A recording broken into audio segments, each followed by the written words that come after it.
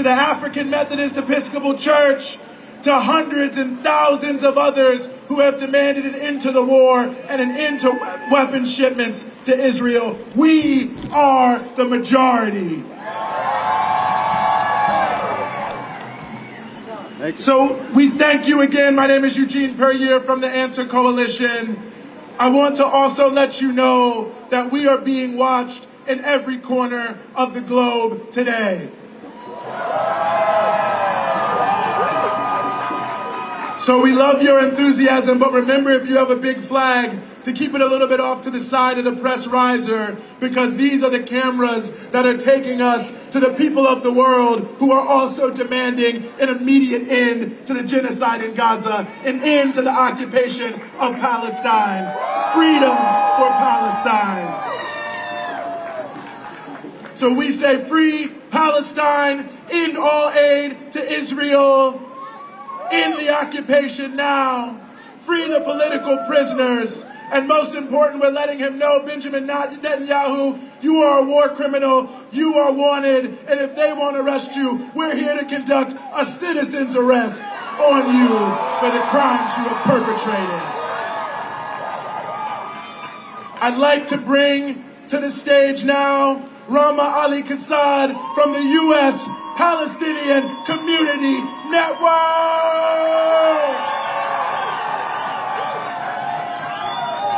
Washington, D.C. Are you ready? Are you ready? Are you ready to reaffirm our commitment to Palestine? Are you ready to reaffirm our commitment to liberation? Are we ready?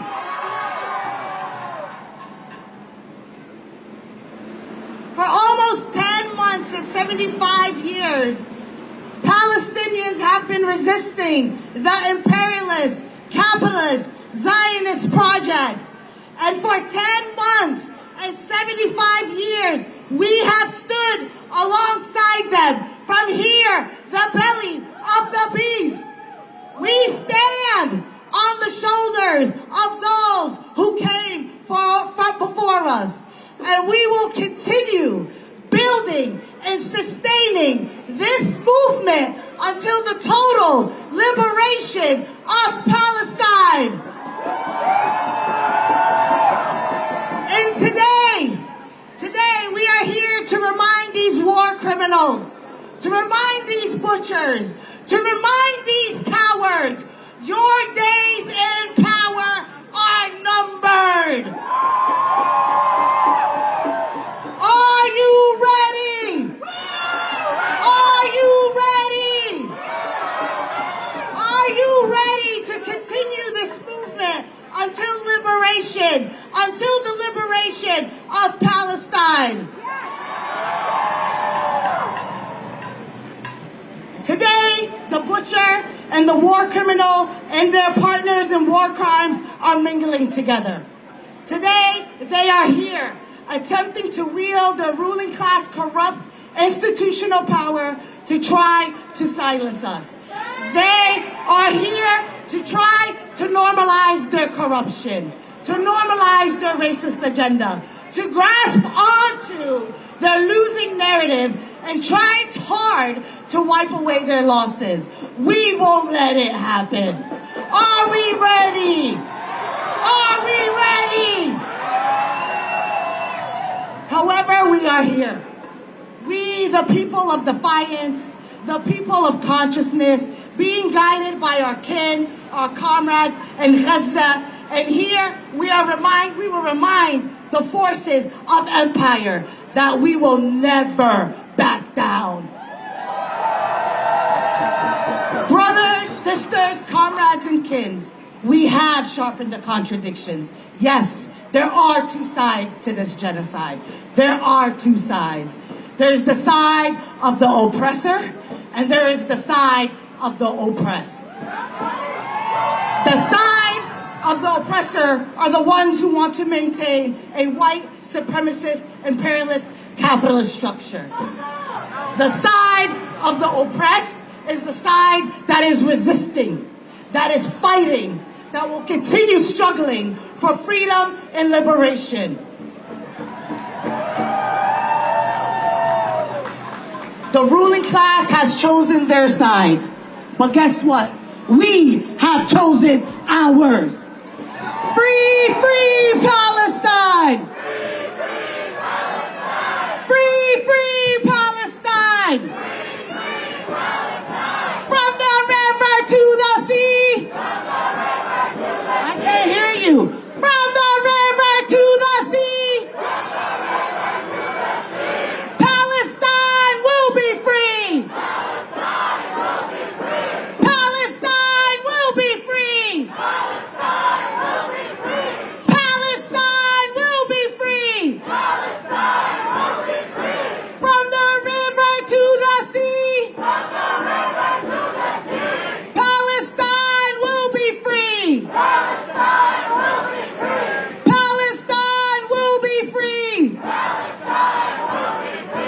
Biden, Biden, you can't hide! Biden, Biden, you can't hide! We charge you with genocide! Thank you.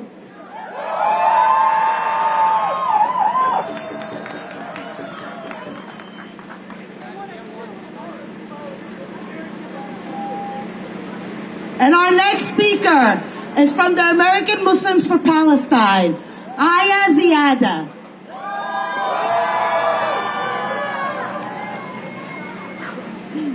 Good morning, Washington, D.C. On this day, 102 years ago, the League of Nations assigned the mandate of Palestine to Britain with the 1918 Balfour Declaration. This would be the start of Israel's brutal occupation of Palestine, 102 years ago.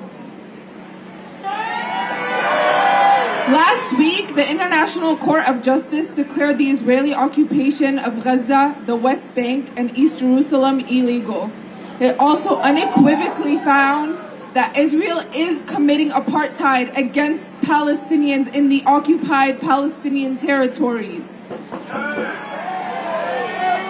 This ruling is not just a validation for what we Palestinians have been screaming for decades.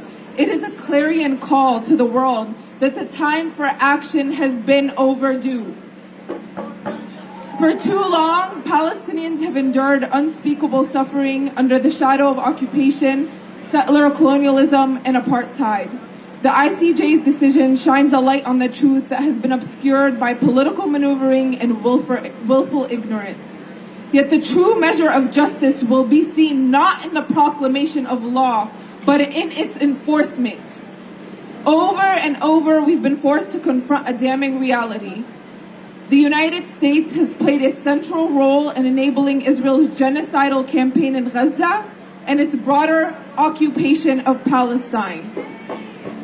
Our tax dollars fund the bombs that rain down on Palestinians. Our political leaders offer unwavering support to a regime that systematically oppresses and brutalizes an entire people, now recognized by international law. For Congress to allow a war criminal like Bibi to enter the halls of our legislative chambers, let alone our country, is nothing short of disgraceful. The occupation existed long before him, we all know that, but Netanyahu's hands are stained with the blood of thousands upon thousands of Palestinians. The 9-month-long genocide of Gaza, marked by relentless bombings and blockades, bears his signature. And yet our leaders, those who claim to stand for justice and democracy, have not only welcomed him, but have met with him, tactically endorsing his crimes. President Biden, who's set to meet with Netanyahu tomorrow, despite knowing the absolute truth for months, and every member of Congress who has facilitated this visit, not only stands complicit in these atrocities, but is single-handedly responsible for them.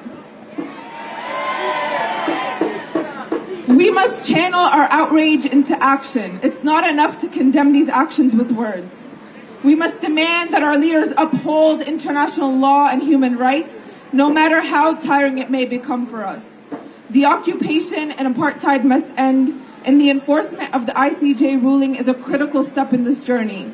We must pressure our government to cease its support for Israel's crimes, both politically and financially, and hold those responsible accountable, like Prime Minister Benjamin Netanyahu. This is a moment of truth for all of us. Will we stand by as our country aids and abets genocide? Will we allow our leaders to betray the principles of justice and humanity? Or will we rise united and resolute to demand an end to this complicity? Louder! We must rally our communities, educate our peers, and hold our elected officials accountable on a daily basis. The world is watching, and history will judge us by our actions or our inaction. Let us honor the resilience and courage of the Palestinian people by refusing to be silent, no matter how long it takes. Let us demand justice, not just in words, but in our deeds. We owe it to the Palestinian people. We owe it to ourselves as American taxpayers and to the future generations to fight for a world where justice prevails, and that begins by making it clear that we, as Americans, tax-paying citizens, do not welcome war criminals of any kind into our country or the halls of legislative chambers that our tax dollars provide for. Thank you, and free Palestine.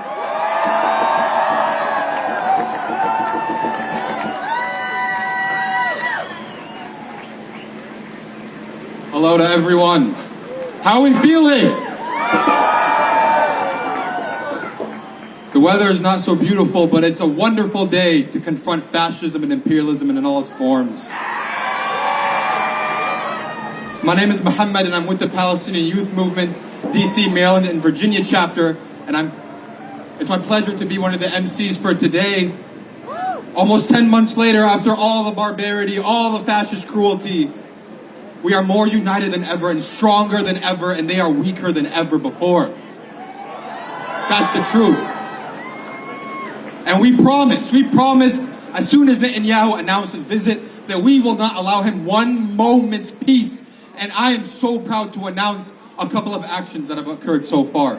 One, he and the Zionist delegation woke up in their meeting room at the Watergate. They woke up to maggots and bugs and mealworms.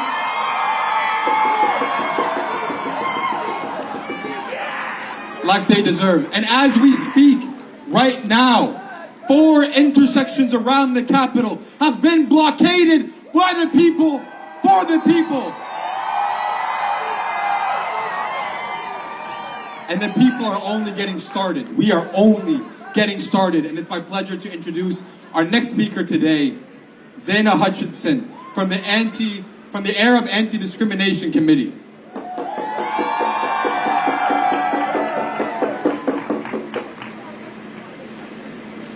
Good morning, Washington! Okay, maybe we need a different chant.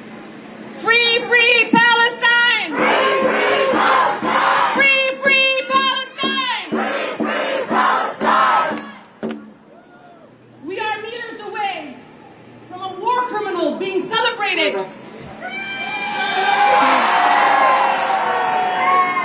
They're not only celebrating a war criminal, they are protecting a war criminal. The irony is that Cop City built these metal cages to keep us, the people, out to protect the guilty. But what they don't realize is that we are the ones here, free, with the truth and calling for justice, and they are the cowards, captive, literally and figuratively. They are the ones who will forever be imprisoned in the legacy of genocide. We see you. We see you. Liberation is inevitable and accountability is coming.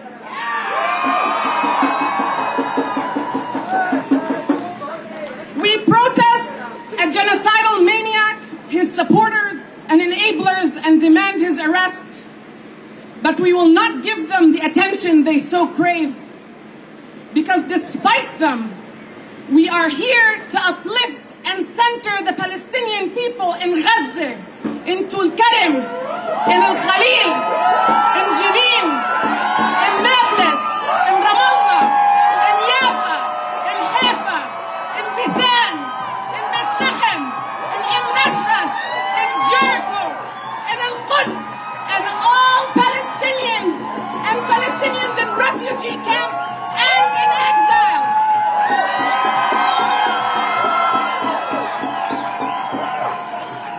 We protest a genocidal maniac, his supporters and his enablers, and demand his arrest. But we uplift the memory of Muhammad Bhad, whose last words were, "Bas ya habibi," while being mauled by an Israeli army dog and then left to bleed to death. And we uplift the memory of Hind Rajab, of Sidra Hassoune, and the tens of thousands of Palestinian children killed by the Zionist entity over decades. We protest a genocidal maniac, his supporters and his enablers, and call for his arrest. But we uplift Palestinian journalists, academics, healthcare workers, farmers, thinkers, athletes, artists, and all resistance to oppression, subjugation, and genocide.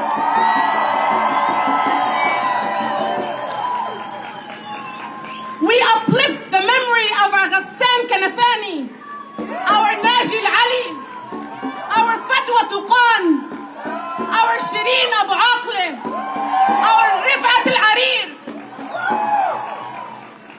We protest a genocidal maniac, his supporters and his enablers, and demand his arrest. But we uplift the thousands of Palestinians in all of the Zionist dungeons and torture camps. Let's make sure they hear us when we say, we don't ask permission to end genocide. We demand it. We don't ask for permission to end apartheid. We don't ask for permission to return to our homeland. We demand it. We don't ask for permission to free Palestine. Because liberation is a right, not a gift. Together we will not be denied. We will not back down. We will not be defeated. We will not surrender. We will not submit. Let's stay focused. Let's remember that Palestine unites us. Lastly, look around you. Each and every one of you is part of a just and historic movement. And it's called a movement because it can't be stagnant. It has to continue. Take care of yourselves and each other, because togetherness and justice is more powerful than any of their weapons. So while we are here powerfully together, let's remember and let them hear us in Gaza, in Palestine, and in every room and chamber in Congress when we say, "Free, free Palestine! Free, free Palestine! Free, free Palestine! Free, free Palestine!"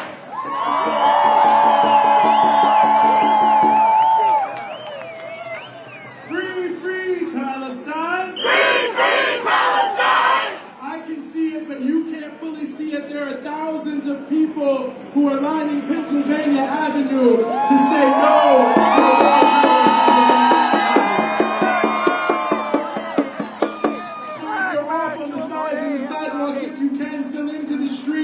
So we have the greatest possible manifestation for all of those who want to take photos, so we can see the sea of humanity that has come here to stand with the Palestinians today.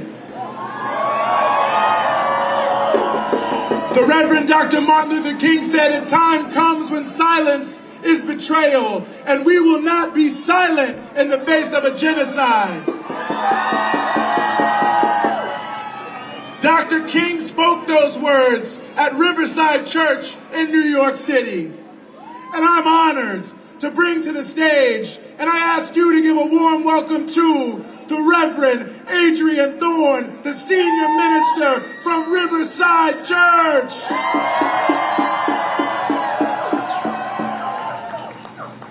Good morning, good morning. We're so grateful to be here with you. We organized 9 busloads of believers of many faiths to be here today to stand with you.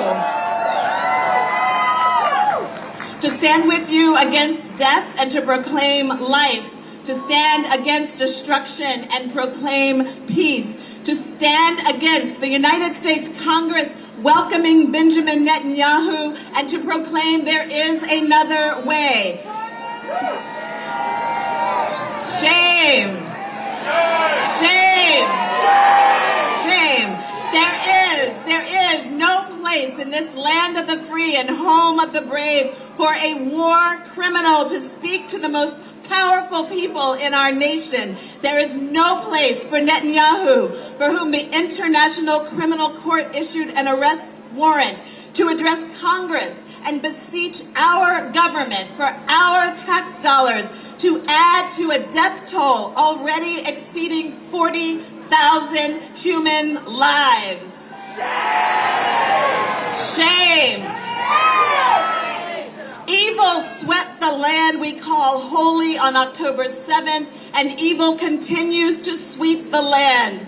But let's be clear, beloveds, when we fight evil with evil, evil wins. Crimes against humanity are not welcome in these United States. Benjamin Netanyahu and his death-dealing policies are not welcome in these United States. And we have gathered from all over the country to say we stand against giving legitimacy and a platform for Bibi to address our United States Congress. As followers of Jesus Christ, the Riverside Church grounds our justice belief in an understanding that all people are made in the image of a loving God, regardless of how they name God or if they name God at all. We refuse to pick one baby over another baby. We refuse to pick one grandpa over another grandpa. We condemn Islamophobia. We condemn anti-Semitism in all their hateful manifestations. We honor life, and we mourn all those killed in this ongoing brutality. I offer these words today for the freedom of our siblings in the Holy Land, as well as for our own freedom. In the words of Angela Davis, if Palestine can be free, then we all can be free. The Riverside Church in the city of New York calls for the release of all hostages, calls for the release of all prisoners being held in Israel without cause, calls for an immediate and adequate aid distribution to Gaza, and an immediate, just, and permanent ceasefire. We encourage all people of faith and all lovers of life to do the same. Amen. Free Palestine! Free Palestine!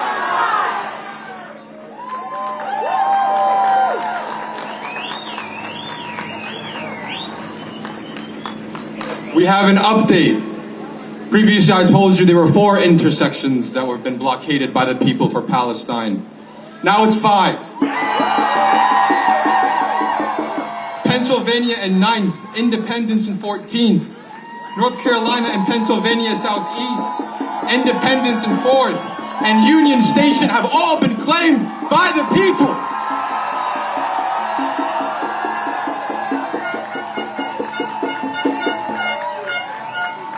All I'll say is stay tuned. More to come. Now please give a warm and heartfelt welcome to our next speaker all the way from New York City, Rabbi David Feldman.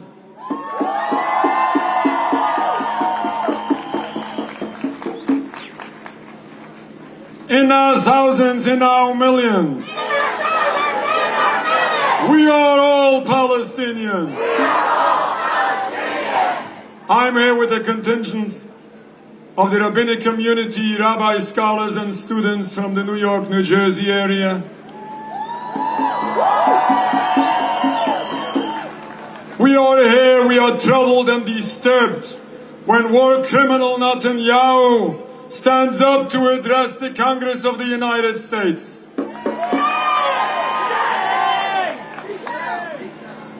He comes here supposedly representing all Jews and claiming that the Jewish religion supposedly condones his movement and the actions it carries out.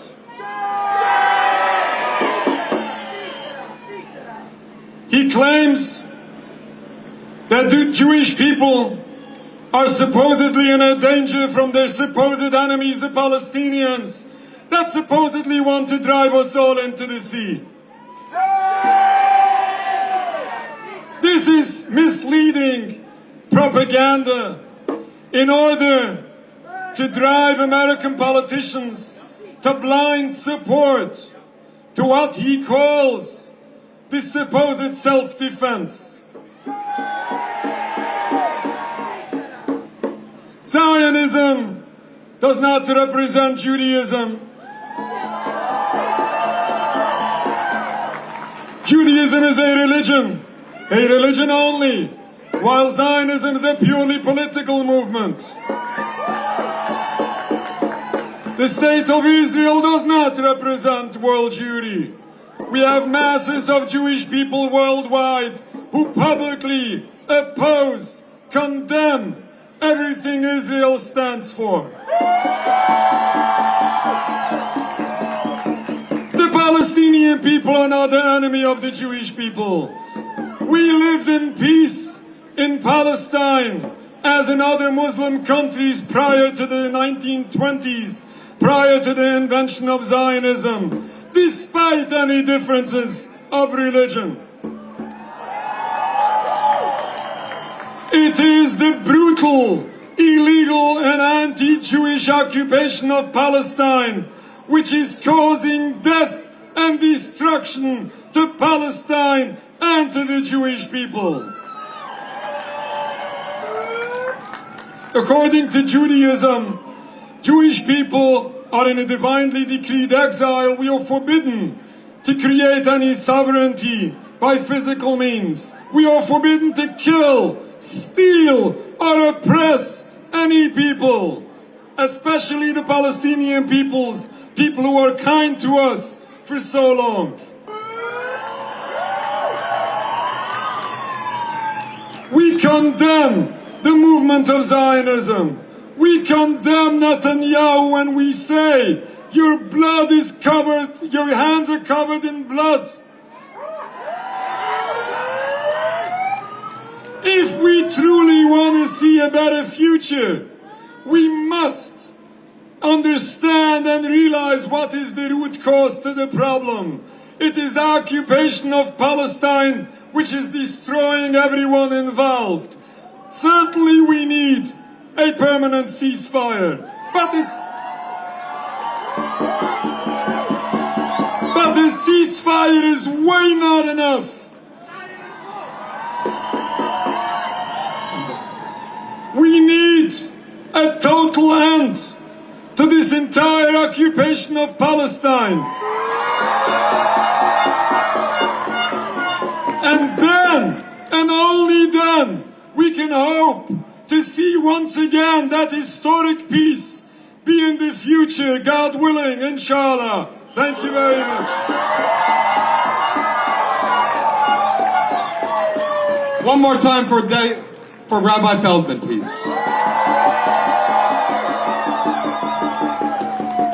Now, previously I told you there were 5 intersections that were taken. Let's add one more.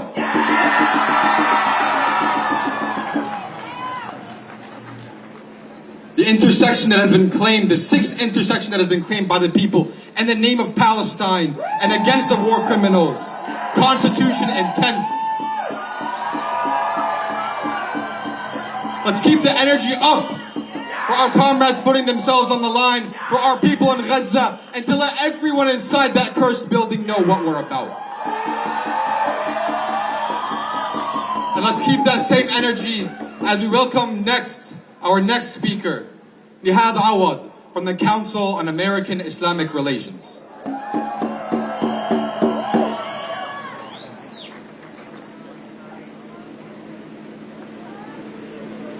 Assalamu alaikum. I know it's a sad day in American history. You know why? Because there is a war criminal in town.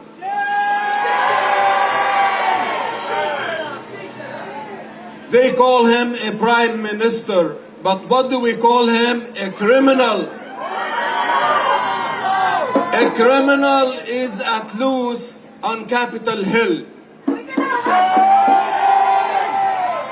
Shame on our Congress, on the leadership. Instead of getting his testimony today, he should be delivered to The Hague to give his testimony about his war crimes over there.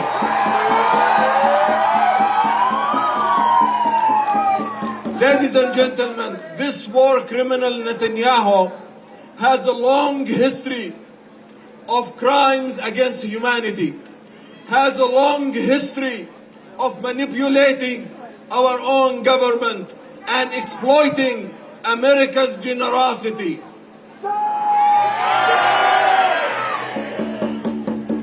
For the past 30 years, he has been actively manipulating our government to conduct wars in Iraq, and we see the results of devastating war on Iraqi people, on the Iraqi land, and even our own economy here in the United States.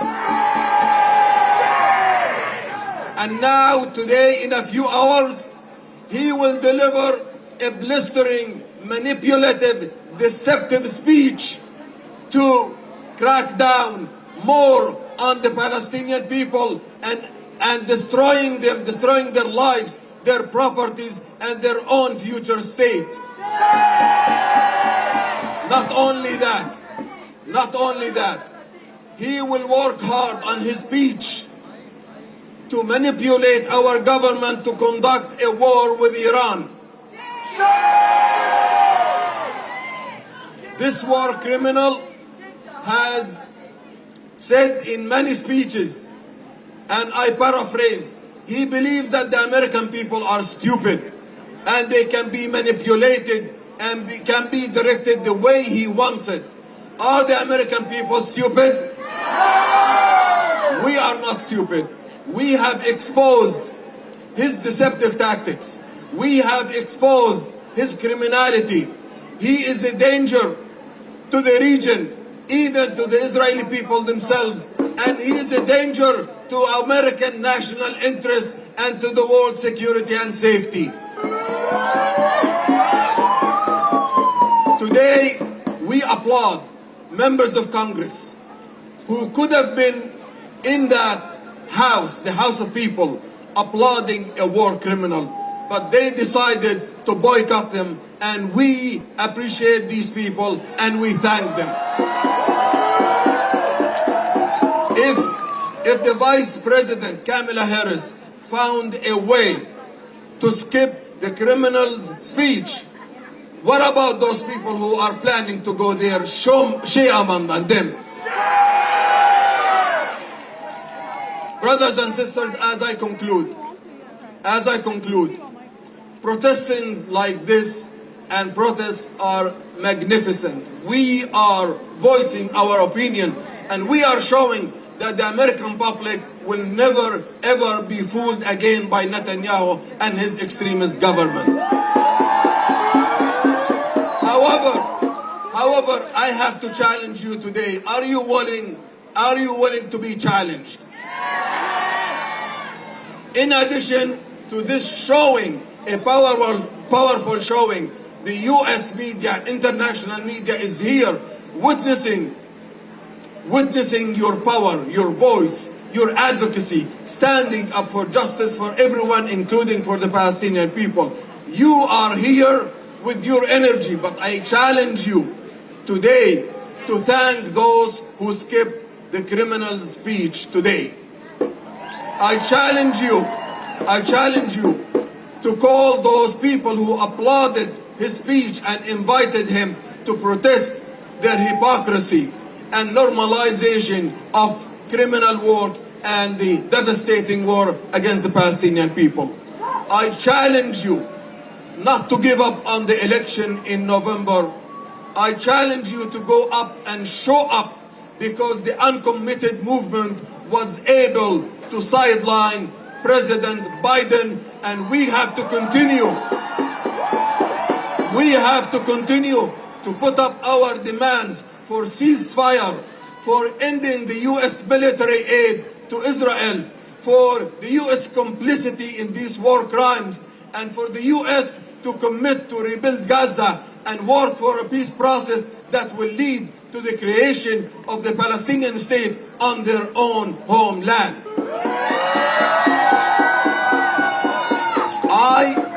I as a Palestinian, I thank you all for being upright, for being courageous, for speaking up truth to power when it is difficult, especially for our brothers and sisters from the Jewish community, students, and everybody from every background. Thank you all for being the hope for the Palestinian people and for rising up to wake up America from its delusion. Thank you. Assalamu alaikum. Let's give it one more time for Nihad Awad from CARE. I don't know if you guys are aware, you can see the effects of these masses that have gathered here, but I'm hearing the Constitution is effectively shut down by our presence here alone from 11th here. That is why the state is spending tens and tens of millions. For what? Because they fear the people. Because they know their power is weak. And that's what we're doing here today. Without further ado, I'd like to introduce our next speaker, the president of the Palestinian American Organizations Network, Mohammed Abdel Salam. Please give it up for him as he comes on stage.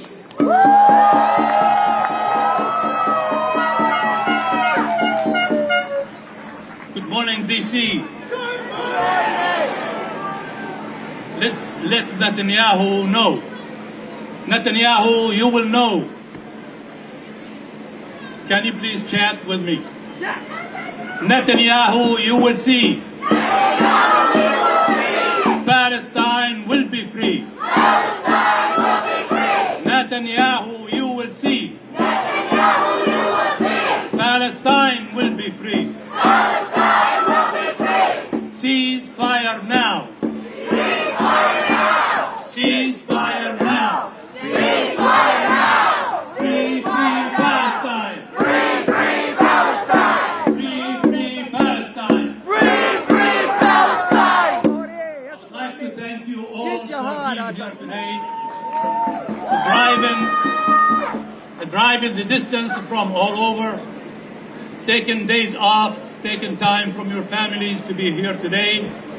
And I would like to give a shout out for our own organizations and our members who are driving and flying from Chicago, Detroit, Dearborn, Flint, Michigan, Youngstown, Ohio, Cleveland, Ohio, New Jersey, Tampa, Florida, Richmond, Virginia, and of course, Washington D.C. area.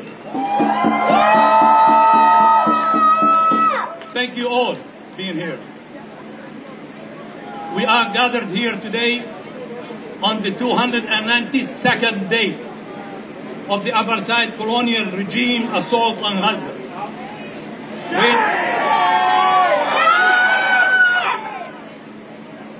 Netanyahu thought it's going to be a cakewalk. And it has been the longest war Israel ever fought. If a small land like Gaza, less than 135 square miles, can hold Israel to a 292 days of war, okay, imagine if all areas in the Middle East can gather together and pull together a unified front.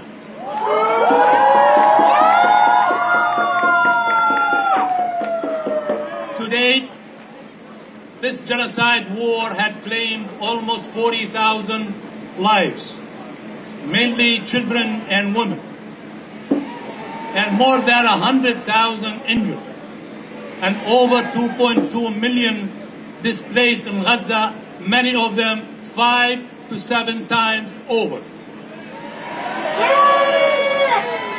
447 schools and universities and higher education areas have been destroyed in the last 9 months. 81,000 tons of bombs have been dropped on Gaza. That's equal 5.5 times the Hiroshima nuclear power that dropped on Japan.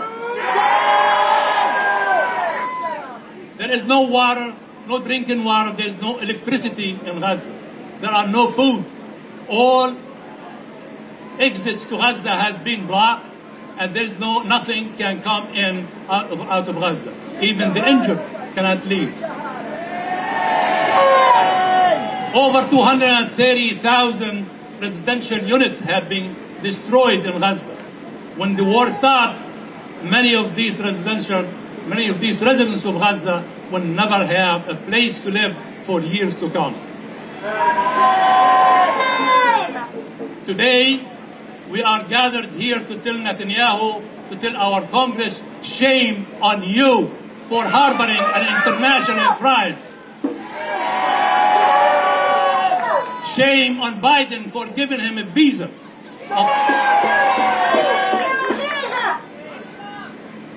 Netanyahu's visit to the United States is to get an approval to prolong the war and probably to open the northern front with Hezbollah.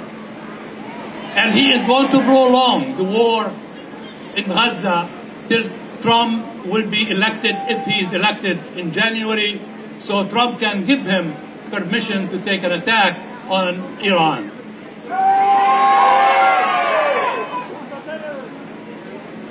Today we call on our elected officials for the following. 1, demand an immediate and unconditional ceasefire. Hold all arms sales and military aid to Israel. Support an international investigation into war crimes and hold the responsible accountable. Open all crossings into Gaza to allow the flow of humanitarian aid. And recognize the state of Palestine and support the Palestinian people's rights to self-determination. Thank you for standing together today. Let us continue the fight for justice, for peace, for freedom and independence for the Palestinian people, the free Gaza and free Palestine. Give it up one more time for Muhammad. Washington, D.C., we have taken over another intersection. We are going all the way back to Pennsylvania and 7th. Give it up for yourselves. I have the honor to introduce the next speaker. He is from the U.S. Campaign for Palestinian Rights, the Executive Director, Ahmed Abu Zaid. Hey, what's up, my people? I'm here to represent the U.S. Campaign for Palestinian Rights, an organization dedicated to ending all U.S. military aid to the colonial state of Israel. And today, July 24th, 2024, we are here to arrest a war criminal. Almost a full year of active genocide live before our eyes. But Palestinians are not sacrificial lambs. We are fighting for our freedom. We are fighting for our lands, for our rights. We are fighting for our stolen past, but most especially for our liberated future. We reject Netanyahu not because he is more brutal or racist than those before him. We reject Netanyahu because he's exactly the manifestation of the colonial project known as Zionism. We reject Genocide Joe and the U.S. government's support of this monstrosity historically and today. Taxpayers here, you all in this crowd, you all joining us on the live stream, you all joining us free of the internet are being bamboozled. We are told there's not enough money for our schools or teacher salaries. There's not enough funding for healthcare in the United States. There's not enough funding for the houseless members of our community. Instead, they expand police budgets while building cop city theme parks to continue to militarize our neighborhoods. They violate international law, U.S. law, and the laws of human dignity in order to continue their ruthless brutality. We are here to say, stop arming Israel! Stop arming Israel! Stop arming Israel! The contradictions have been sharpened and are made more clear for any who seek to know the truth. Now, before I wrap up, I'm wondering if y'all heard the new Kendrick Lamar anthem, They Not Like Us? Okay, I want to try something. I want to read out a line, and now I want you to chant, They Not Like Us, 3 times. They fight to colonize, we fight to liberate. 3 times. Let's try that again. They fight to colonize, we fight to liberate.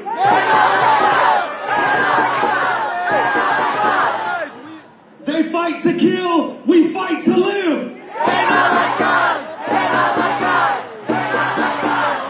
They fight for hate, and we fight for love. The people of Gaza see you, the people of Palestine see you. Thank you so much for being with us. We won't stop until we stop arming Israel.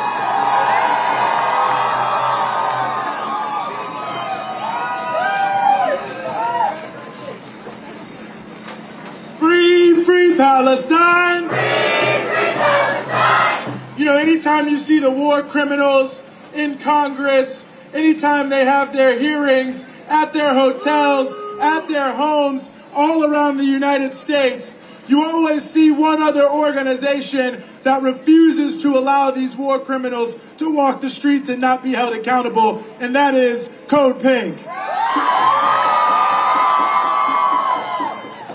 And just so you know, they were there this morning when Mr. Netanyahu left his hotel so that he would know the people are not going to allow him to be in Washington, D.C. without us coming out everywhere he is saying stop the genocide and end all U.S. aid to Israel. So please, if you can, give a warm welcome to Chris from Code Pink!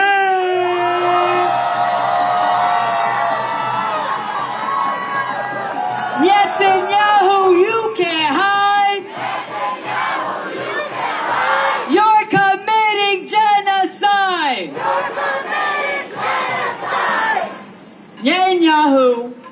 had charges brought against him not 3 months ago, not 4 months ago, not on October 7th, but in 2019.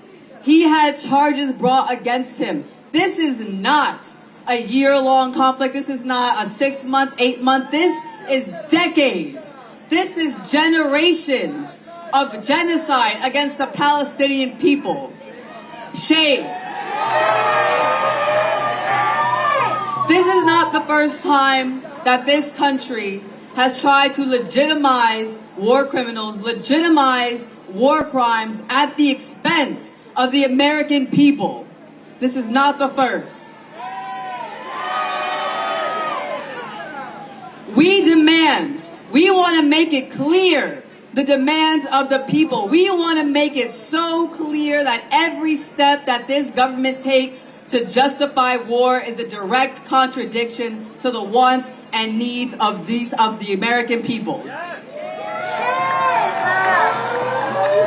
As my sister just said, we in this country, we have people who can't read. We have cop cities being built. We have education being defunded year after budget year. We are in the streets saying, fund our schools, fund our communities, keep our libraries open. We are crying to keep open libraries while they are sitting in that building sending billions of dollars, $150 billion since 1948 to drop bombs on children.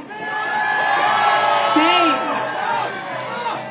We drew this line here in June, and we are going to keep drawing this red line. We do not represent whatever you're talking about in that building. Has nothing to do with us. It has absolutely nothing to do with us.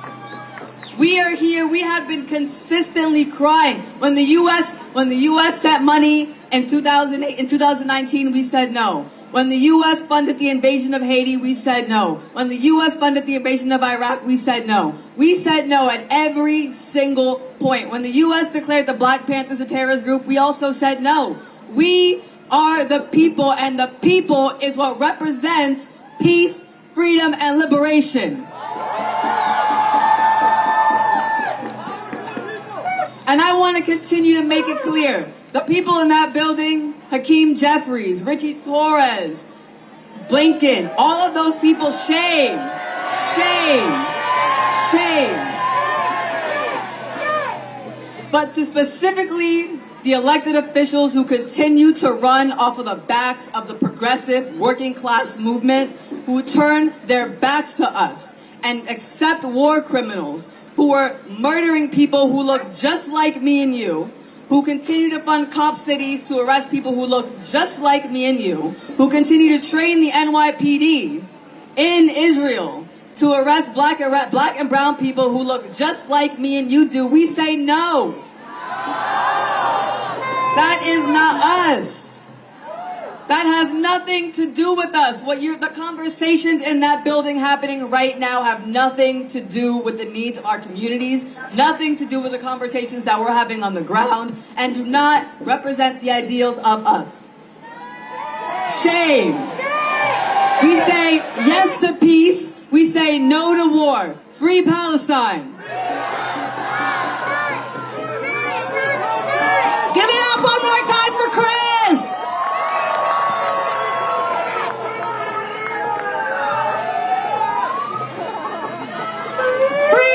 Free Palestine!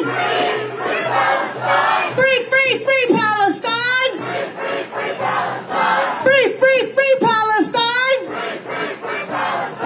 I have the deepest and warmest honor to introduce our next speaker. This is Ayman Najm from Gaza, who is a plaintiff in the case, the first case of its kind, with our comrades from the Center of Constitutional Rights, sued Biden, sued Austin, sued Blinken for genocide. Ayman is here with his family joining, and we will hear from him. Give him a hand, one real loud hand.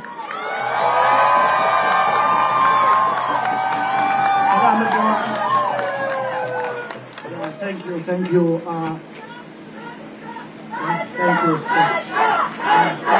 Palestine, Palestine, Palestine, Palestine, Palestine, Palestine. Thank you everyone.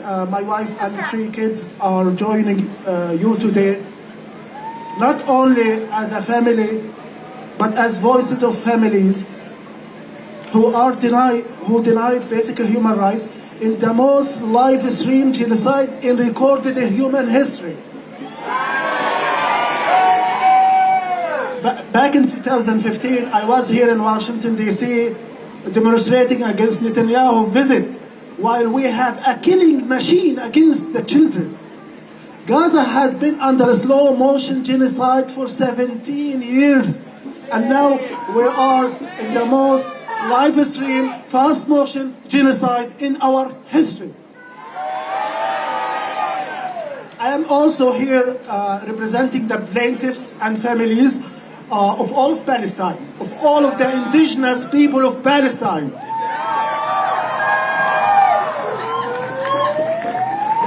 The families of victims who were murdered without compunction, without remorse, without contrite, who've been murdered in a live stream. Everyone can see our struggle, and so you have been aware. Gaza became a mortuary. Gaza became a graveyard, but Gaza will still be engraved in our lives. I lived all of my entire life in Gaza, and we really, if you come to Palestine, you will fall in love with Gaza.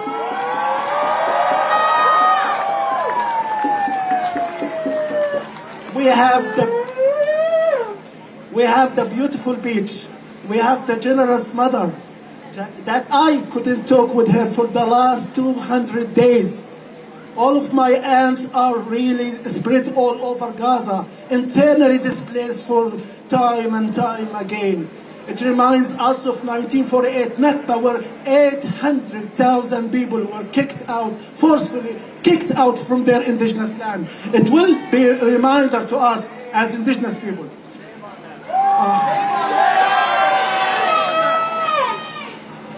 So that's why I felt it is the deepest honor of my life to be a plaintiff of the genocide case against Biden, Austin, and Blinken for aiding and abetting genocide and fomenting genocide. Remember the first days.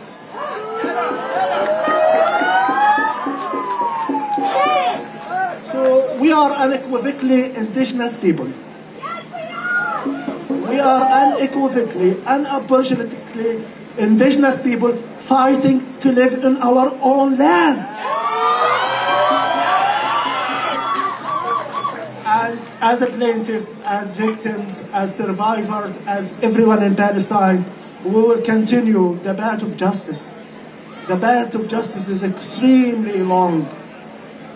It's extremely long, and we will keep fighting. But also we will do everything in our power to ensure that this government is held accountable for war crimes against humanity, genocide.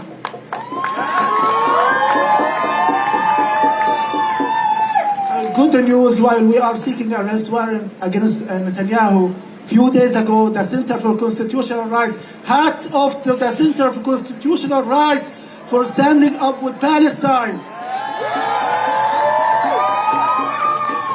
The Center for Constitutional Rights has written to the Department of Justice, calling upon them to open an investigation into Netanyahu for war crimes and genocide while he's here.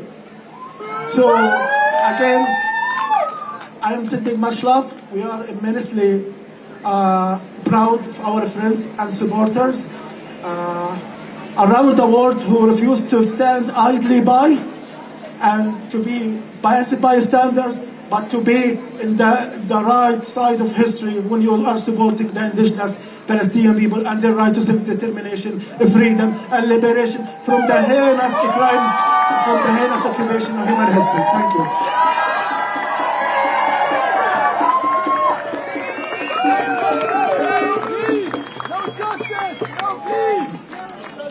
I'm sure many of you saw an amazing thing that happened this week. 7 of the most significant unions in this country sent a letter to the White House demanding an immediate halt to all military aid to Israel. Association of Flight Attendants, the American Postal Workers Union, the International Union of Painters, the National Education Association, the Service Employees International Union, the United Auto Workers, and the United Electrical Workers. Say it with me now, say it with me now. Workers of the world unite! Workers of the world unite! Palestine is our fight! Palestine is our fight! Workers of the world unite! Workers of the world unite! Palestine is our fight! Palestine is our fight! Workers of the world unite! Workers of the world unite! Palestine is our fight! Palestine is our fight! Now I want you to give a warm welcome to the President of the American Postal Workers Union, Mark Diamondstein, and Brandon Mancia from the UAW.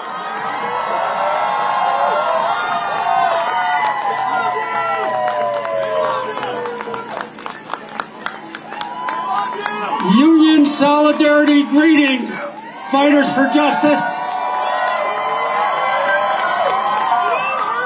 In the spirit of working class solidarity and justice, the American Postal Workers Union, AFL-CIO, stands with humanity and the suffering people, workers and unions of Gaza, in calling for a long overdue ceasefire and massive humanitarian aid to the 2.3 million people of Gaza, walled in, displaced, homeless, bombed, killed, injured, diseased, and starving behind the war crimes of the Netanyahu Israeli government, fully backed by U.S. military aid.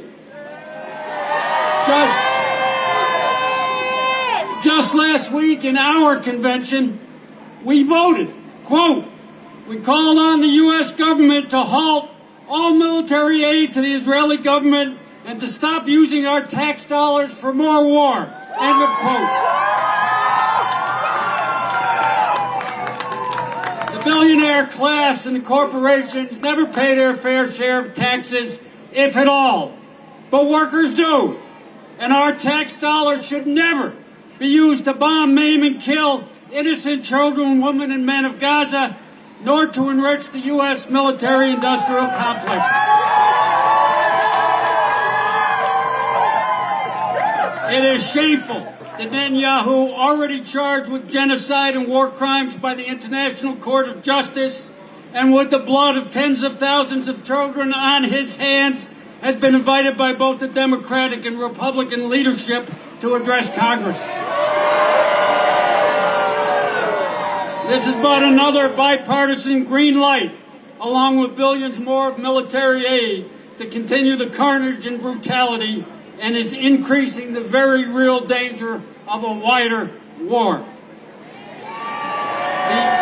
The American Postal Workers Union is proud to have joined with other national unions, including the United Auto Workers, United Electrical Workers, the Association of Flight Attendants, the National Nurses Union, International Union of Painters,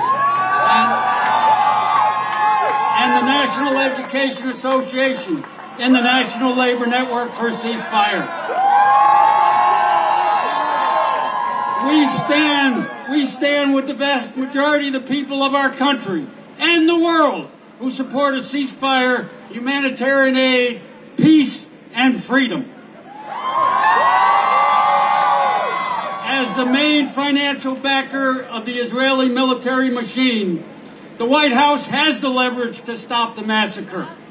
And it is a falsehood that criticizing the government of Israel and our own somehow equates to being anti-Semitic or anti-Jewish.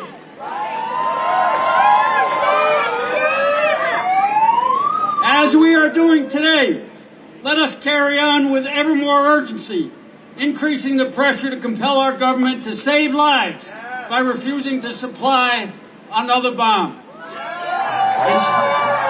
It's great to be here, standing shoulder to shoulder with all of you. Solidarity forever.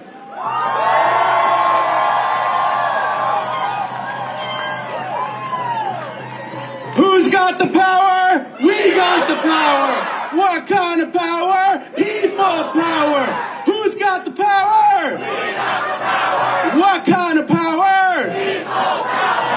try union power now, right? Who's got the power? We got the power. What kind of power? Union power. I want to thank Mark Dimenstein and the postal workers for their leadership on calling for an immediate and permanent ceasefire in Gaza. Without the leadership of the postal workers and Mark and the UE and so many other unions, unions such as ours, the International UAW, would not be here today. We also would not be here today if it wasn't for the work of so many people behind me, the rank and file workers of our union. Why is a ceasefire and an end to arms shipments to Israel a labor issue? I'll tell you why. Because auto workers in Dearborn, Michigan have been personally affected by this issue and have demanded that their union and their government stop funding a genocide. Because academic workers all across the country in countless campuses in almost every state of this country have been protesting for their literal right of free speech to call on their universities to divest and to be held accountable. Our members were part of that movement. They will continue to be part of that movement. We are also here because public defenders, UAW members in New York City, have been targeted by our government for calling for a ceasefire. So don't tell me this isn't a labor issue when our very own government is coming after labor unions for standing with the people of Palestine.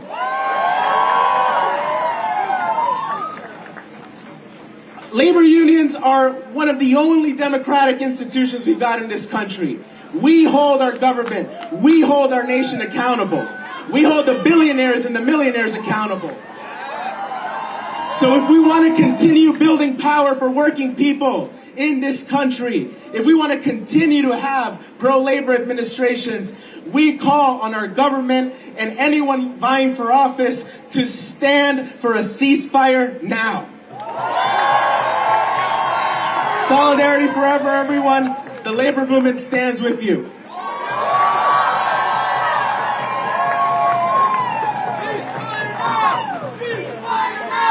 Ceasefire now! Ceasefire now! Ceasefire now! Ceasefire now! Ceasefire now! Ceasefire now! Ceasefire now! Ceasefire now! Ceasefire now! Thank you all. Give it one more time for our wonderful comrades and allies in the labor movement.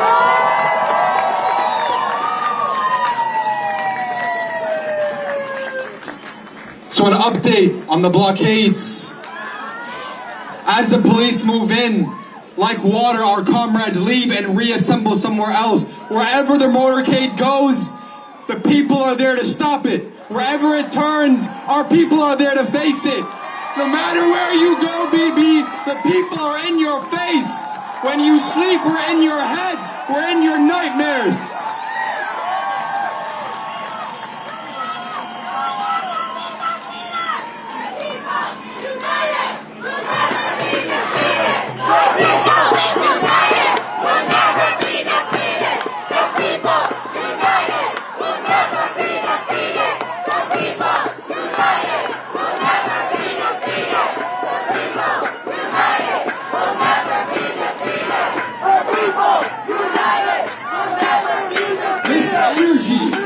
Exactly why they spent tens of millions of dollars on police and out from New York. Because of this energy right here and the unity you show. Let's keep the energy up and bring a warm welcome to our next speaker from the Party for Socialism and Liberation, Claudia de la Cruz.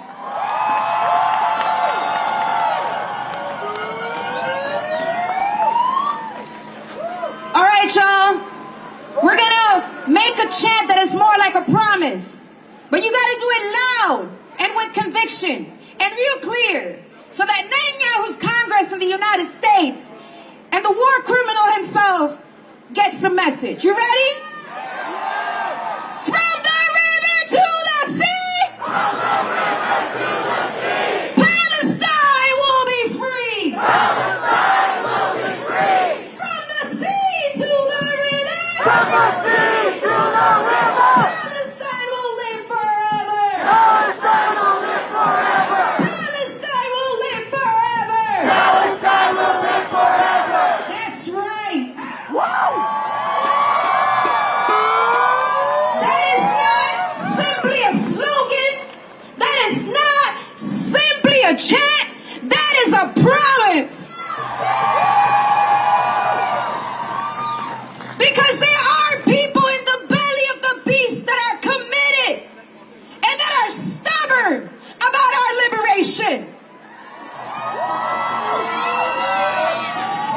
people who have gained more clarity in the last 9 months that they have in decades.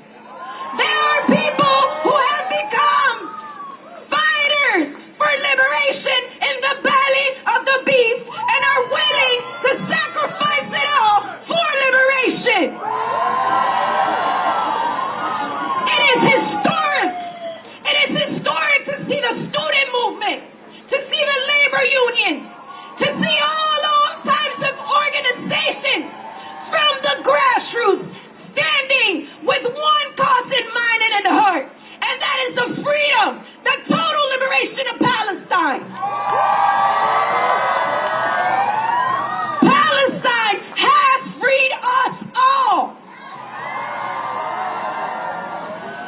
It is clear that the United States government, be it Republicans or Democrats, whatever new face of imperialism they are trying to bring forth, we know that the United States government sponsors terrorists. We know that U.S. Congress, that Biden, that Blinken, Kamala Harris, because we're not going to give her a pass because she's black and she a woman, are complicit of terrorism. We, the people of the United States, say that we are committed to liberation. That their win is not our win and their politic is not our politic. We say that we are and will continue to build an anti-imperialist, anti-capitalist, strong movement that will move the forces of history. Because it is the people in organized struggle that bring about change, not these sellout career politicians. So I'll leave you with this. Gaza will free us all. Gaza will free us all. Gaza has freed us all. Gaza has freed us all. Free, free Palestine. Free, free Palestine. Long live Palestine. Long live Palestine.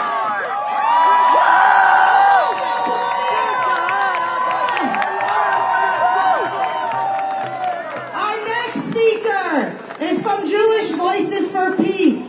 Give it up for Rabbi Esther Azar.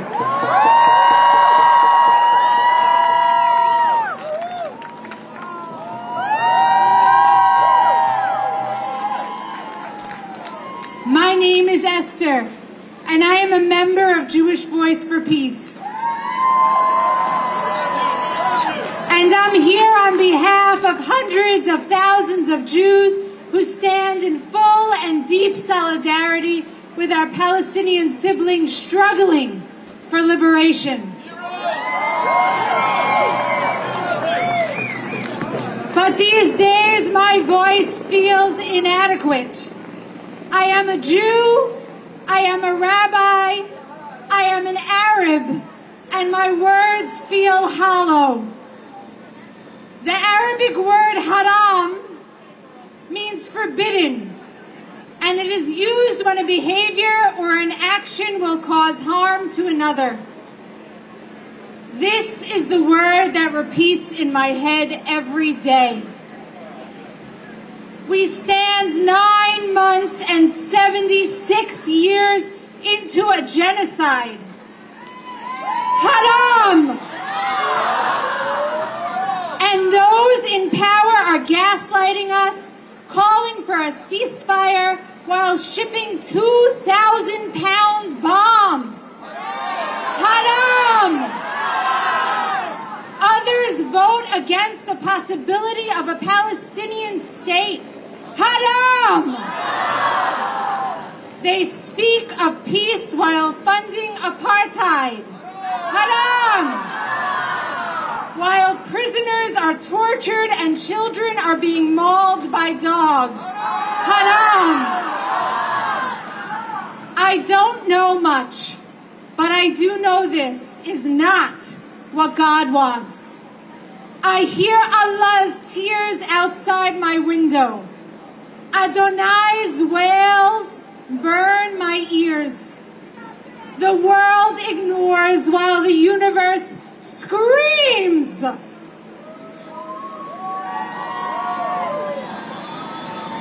Before the West destroyed our communities, my family lived amongst our Muslim and Christian neighbors in Khalab, Aleppo. Western powers have used Zionism to steal this from us. They deny my Arab identity and usurp my Jewish one, claiming that I am only Jewish enough if I support Zionism. I spend most of my time fighting against this. However, what I never stop to notice is that we are standing here today, Jews, Christians, Muslims, and those of different faiths and identities coming together and building community.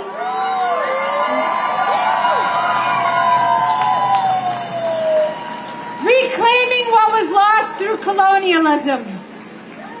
We will get an arms embargo. We will see a ceasefire. We will end the occupation. And we will see a free Palestine. I know this because we're doing it right here and right now.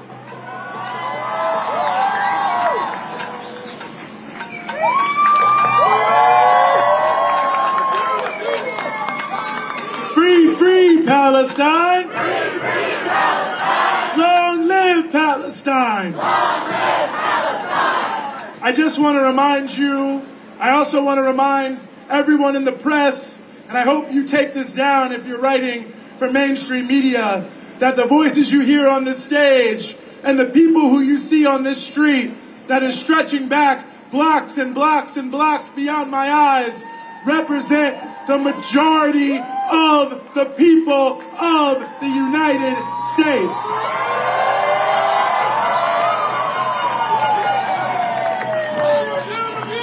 Not only do nearly 70% of people support an immediate ceasefire, but to just give you a sense of how much of the majority we are, even a majority of Republicans want a permanent ceasefire. We represent the people. They don't represent anybody.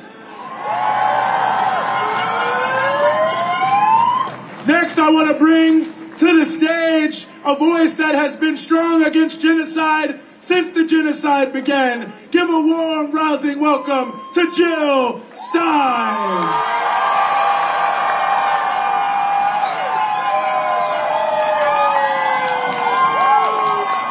Netanyahu, you can't hide. Netanyahu, you can't hide. We charge you with genocide. We charge you with genocide.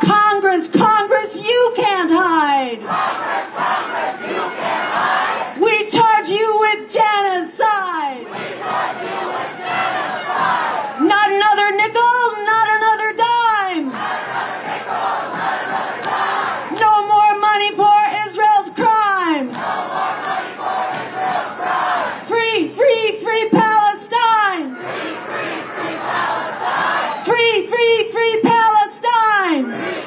Free Palestine. Free Palestine. We will free Palestine, and Palestine will free us. And we will stop this genocide together. The American people do not want this genocide. The people of the world do not want this genocide. The people, the students on our campuses do not want this genocide. Everybody of the United Nations does not want this genocide. We will stand together and we will stop it. And we are here to tell Congress, how dare you invite this criminal into the people's house? This criminal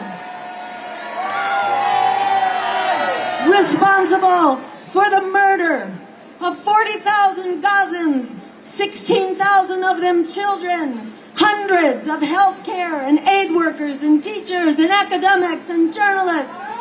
And with a full accounting, it's not 40,000, it's 200,000. We say no more. We say the genocide stops here, and it stops now.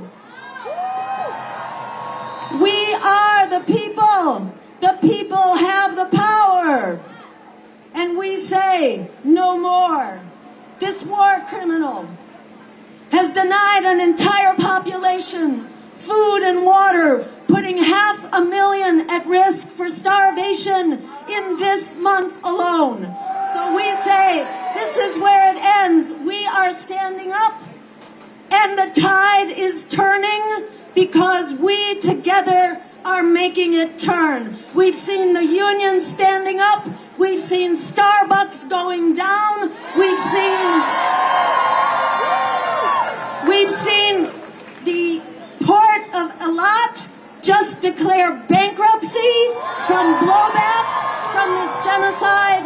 And we've seen 75 countries all around the world say it's time for Palestinian sovereignty and independence. We say no to the Zionist apartheid state. We will stand up and we will free Palestine together, all of us together. Thank you so much.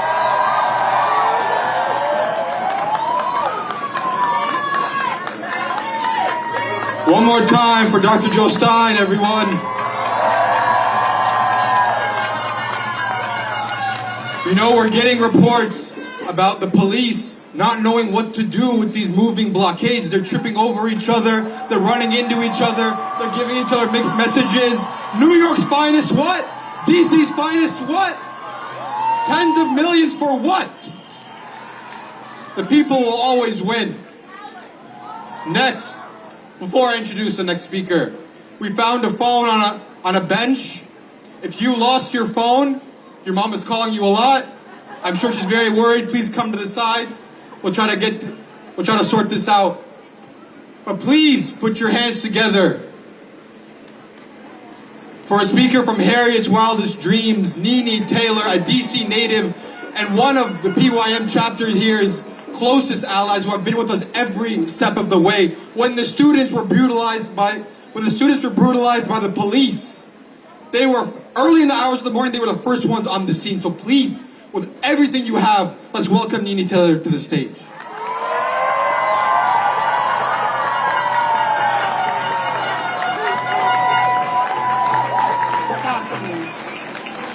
I went down to the Capitol and I took back what they stole from me, and I took back my dignity, and I took back my humanity, and it's under my feet, under my feet, under my feet, yes, under my feet. Ain't gonna let no system walk all over me.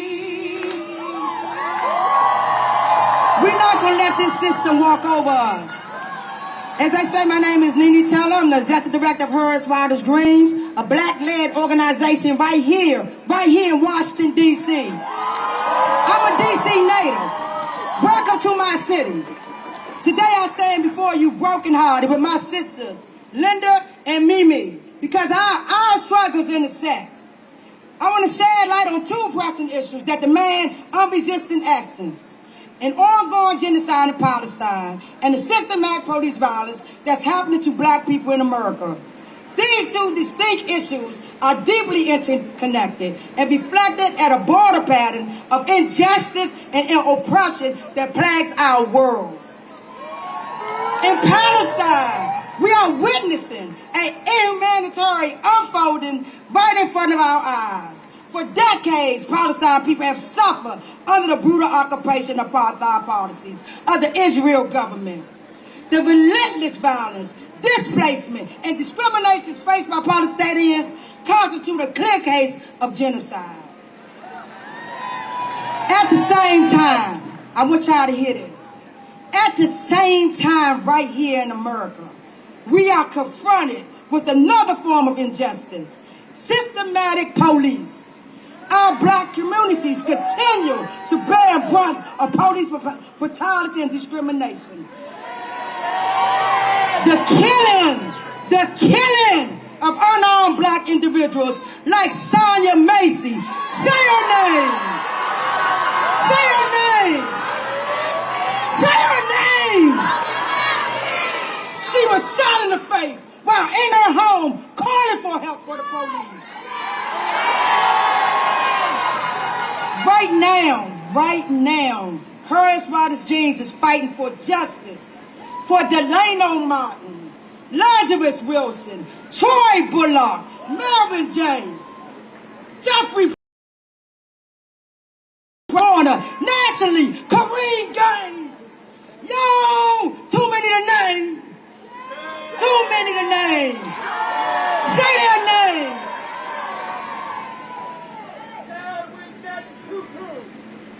Yo, what is spectacular? What's particularly disturbing? Intersection of these two issues, the same militarized tactics and technologies used to oppress the Palestinian people are often deployed against us, marginalized community. You see it today. You see it today. You see it today. The system that was never built for us or structured for us to keep us safe needs to be dismantled.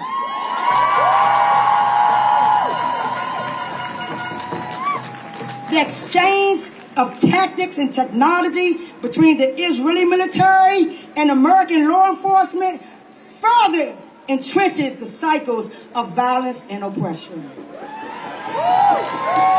I'm going to end this now.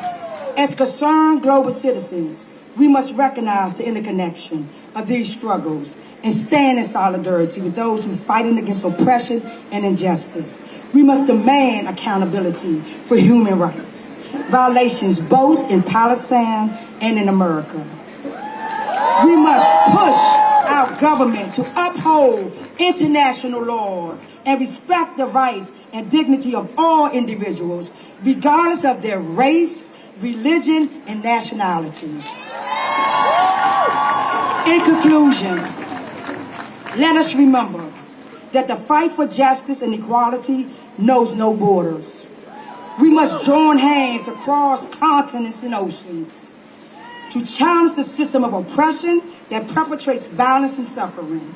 Together, we can work towards a world where every individual, whether in D.C., Palestine, Congo, Sudan, or America, can live free from fear and discrimination. We rise up in solidarity. We ask of the Palestinian comrades, we stand in solidarity with our Palestinian comrades and ask them to arrest that war criminal. Arrest. I don't even want to say his name. His name is not deserving. But we stand in solidarity and say, arrest that war criminal. I charge everyone that's out here today to continue to rise up and fight back. We not free until all of us free. We not free until all of us are free. We not free until all of us are free. Ashe.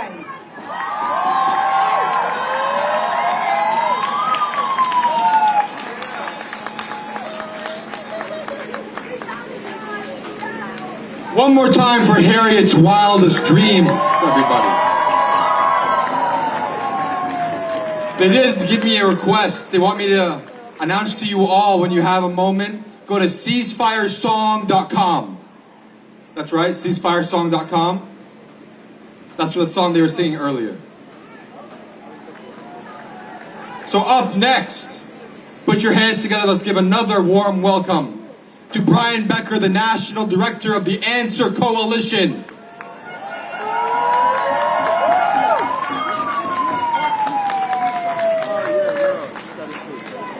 Sisters and brothers, we've been building this demonstration for the past 4 weeks. And I have to tell you, this has not been a normally organized demonstration. And I want to explain a little bit to you about what happened. Normally, you come to Washington, D.C., and you assemble, and the government says you're exercising your First Amendment right to redress grievances, and that's what democracy really means. Well, we've been trying to organize this demonstration for the past 4 weeks, and I can tell you that the police agencies, the government agencies of all types, have done everything in their power to disorganize this movement and make sure this would not happen, but we are here.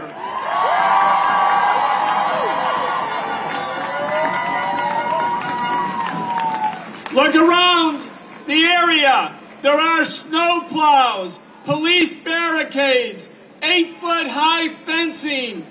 This U.S. Capitol, which says to itself, we are the people's house, it should be renamed. It should be called Fort Netanyahu, because it looks like a fortress right now with all of this police barricades.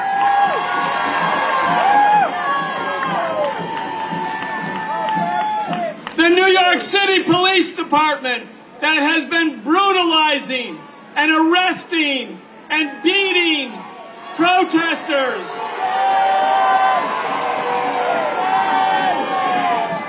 The New York City Police Department has sent 200 cops to Washington, D.C. to join in Fort Netanyahu because that's who they serve. They say the police motto in New York is serve and protect. Well, right now, they're serving and protecting a genocidal lunatic who's addressing both houses of Congress.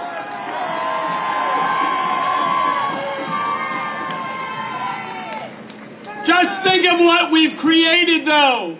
We have the Postal Workers Union, the United Auto Workers Union, 7 major labor unions are now standing with this movement. That means a change has come.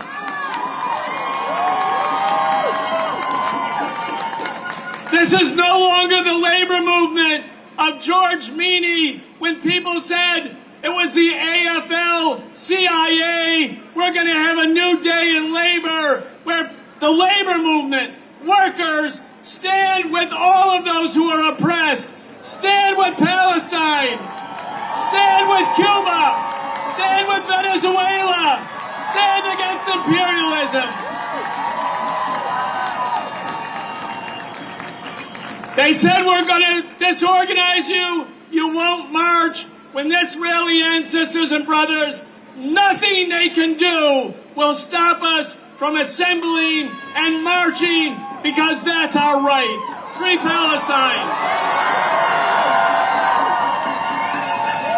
Give it up for Brian from Answer.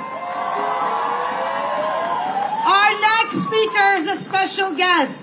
She joined us on the front lines from day one of this genocide. She is a mother, an actress, and an activist. Give it up for Susan Sarandon.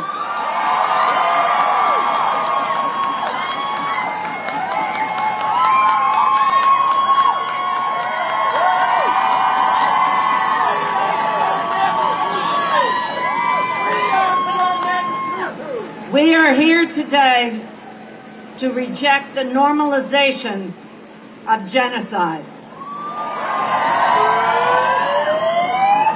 In 290 days, The death toll surpasses 39,000 and according to Lancet will reach as much as 186,000 deaths. 90,000 injured.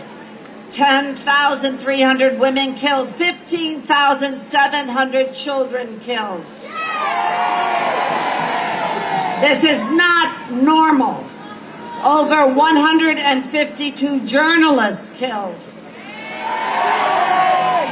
Over 152 journalists killed and healthcare doctors 570. 676 injured. Never before have so many journalists been killed. In all the wars put together, 182. This is not normal. Damaged schools, 476. Mosques, 700. Churches, 3. Completely destroyed homes, 153,750. UN staff, 366 killed with their families. And we can say that this is a minimum in terms of approximation because of all the deaths due to starvation, bodies still under rubble, bodies completely vaporized. So these are just low estimates. I would now like for all of you to join me in a message to our brothers and sisters in Palestine. We see you. We see you. We hear you. We hear you. And we will raise your voices. Raise your voices. No one is free until everyone is free. No one is free till everyone is free. The liberation of Palestine. One more time for Susan Sarandon.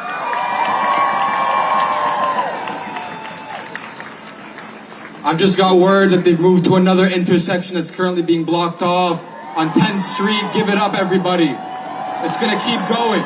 It's gonna keep going like we keep going.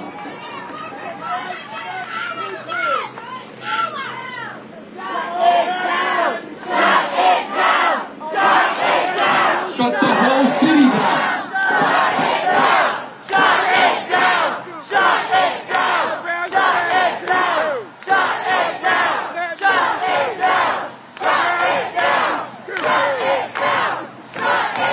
This energy in the middle of a weekday is exactly why we are going to win. No matter the weather, no matter the time of the week, no matter the obstacles, no matter the number of police officers they bring, none of it matters. When we're united, when we're in Enter D.C.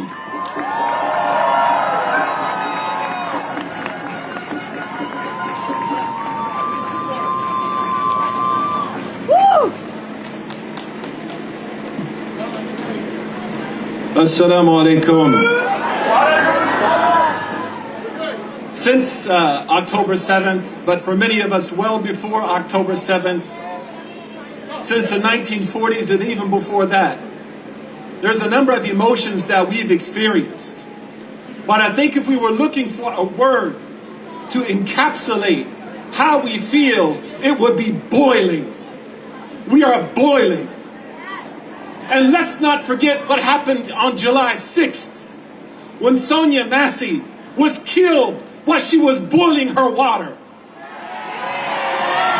And the reason I say that is that boiling has a benefit.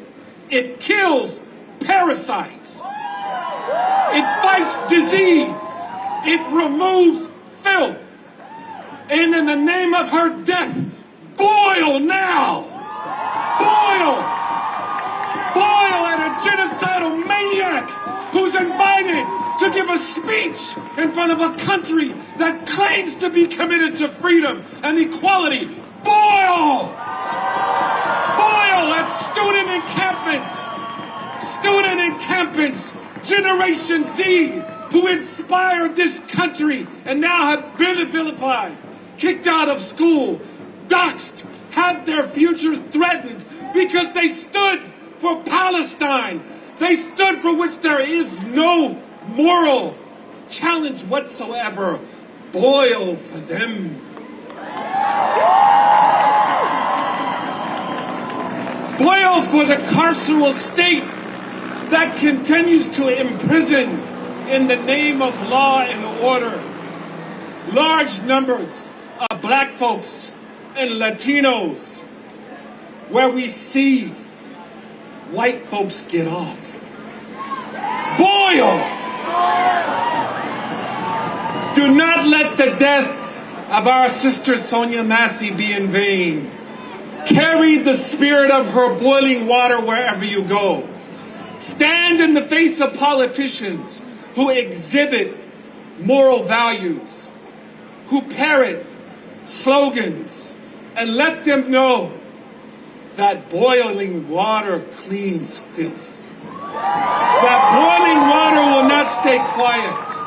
That boiling water may evaporate into the air only to fall back and grow fruit and seeds. Let them know that you boil in the name of righteousness and that you're on the right side of history. Free Palestine. Assalamu alaikum.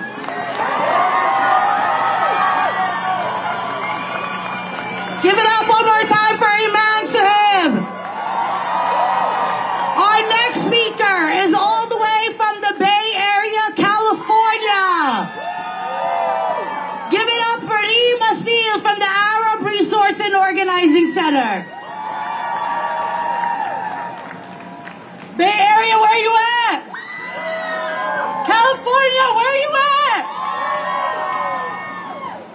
Israel is a pariah state, fighting for its last breath as it destroys everything in its way, including its own dealers right here in the U.S., scrambling to keep the wool over our eyes as they fund the most heinous genocide of our lifetime. Shame! But we can't unsee what we've seen. 9 months of collective grief brings us collective clarity. 292 days of rage has changed us forever. And through it all, we understand that nothing compares to what the people of Gaza have had to endure.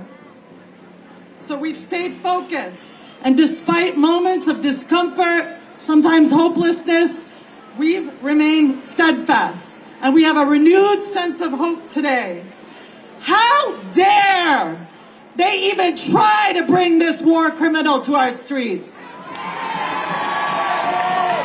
You know, he flew here directly because he was afraid to stop in Europe because they'd arrest his ass. But this visit is not about Netanyahu.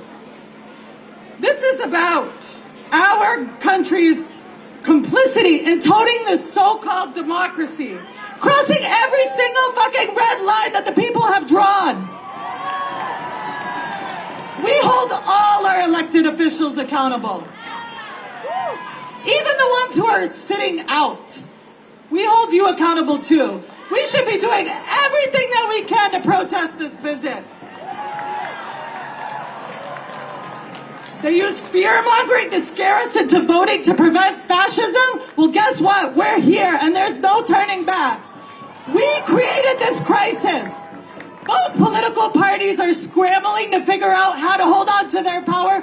We created this crisis, and so there's no turning back. We're in unprecedented times. Just this week, 7 major unions representing over 40% of organized labor said, stop arming Israel. In Oakland, the International Longshore Warehouse Union voted a historic, unprecedented vote that they'd stop carrying arms from Israel. Thanks to the uncommitted movement, we saw Biden's rating plummet. We did that. country may be the last to finally cut its ties, but it certainly won't be the least of significance. Because when we stop arming Israel, this genocide ends. And that is when the real work starts. We carry the memories of every life stolen from here to our homeland to forge a new future that is better for our children, one where we can all live in freedom and dignity. Our solidarity is shown in our collective resistance, and today shows what we are willing to do to stop this genocide. Tomorrow shows what we are willing to do to build something better. Free Palestine, long live international solidarity. Give it up one more time for Dean. Washington, are we tired? Washington, are we tired? Good. Our next speaker is a fierce leader and one of the main organizers of today's today's mobilization. Give it up for Layan Filhan from the People's Forum.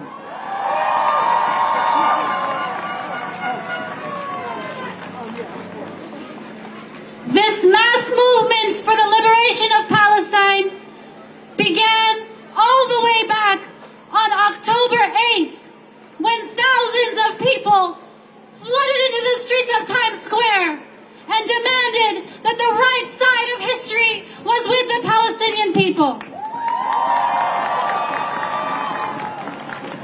That was 10 months ago. And the United States government and all of its institutions and instruments and all of the institutions and media that aligns itself with the Israeli Zionist agenda has attempted again and again and again to stop us. But we are here now, 10 months later, stronger and more confident and more committed. Every single one of you here is responsible for the success of the mass movement for Palestine.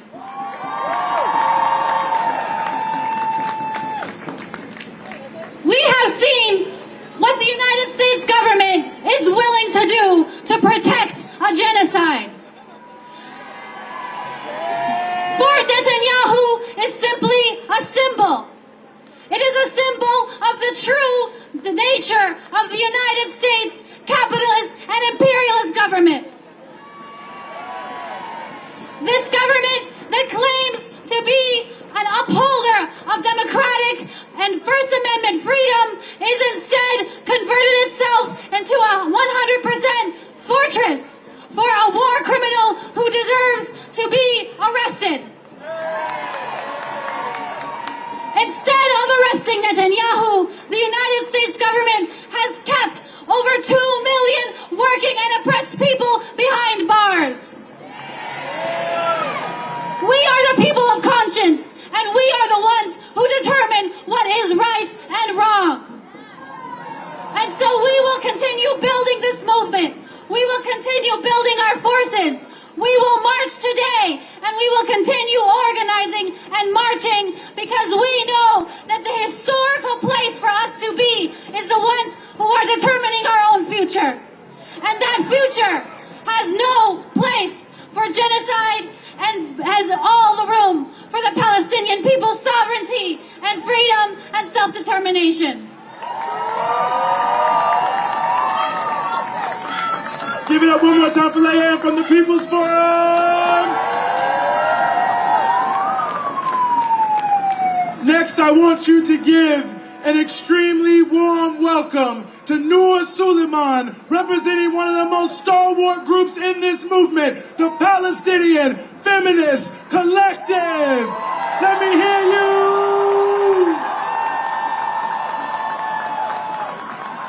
Good afternoon, D.C. Are we tired? Are we tired? Y'all look beautiful. All right. For the past 10 months, the movement for Palestinian liberation has been unavoidable.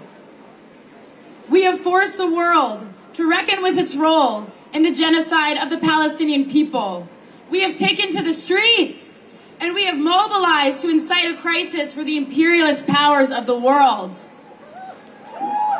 We have witnessed the green light of the slaughter of our people, and today we stand here in our red rage, our steadfastness, and our commitment to liberation. We embody that crisis as a red line that says no to imperialism, no to Zionism, and no to Netanyahu on our streets.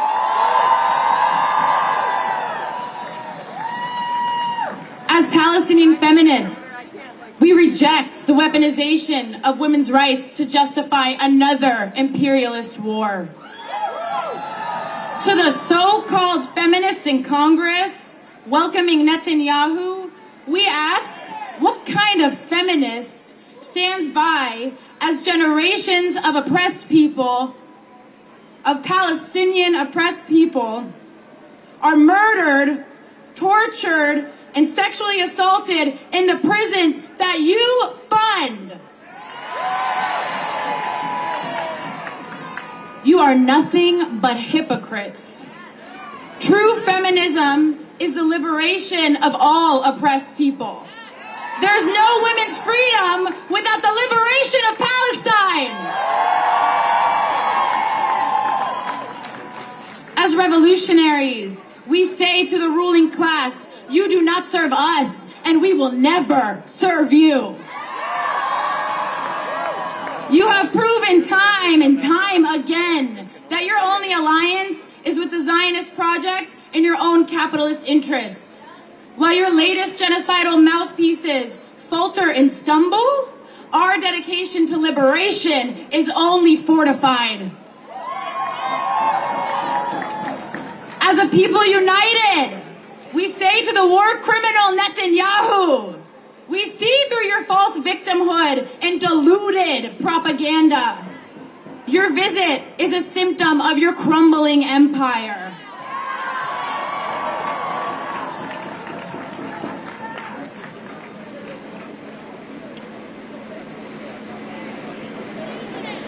We laugh in the face of your pathetic attempt to convince anyone otherwise. Today, Netanyahu and his warmongering cronies are here to appeal to the Western imperialist co-conspirators and exonerate the architects of genocide.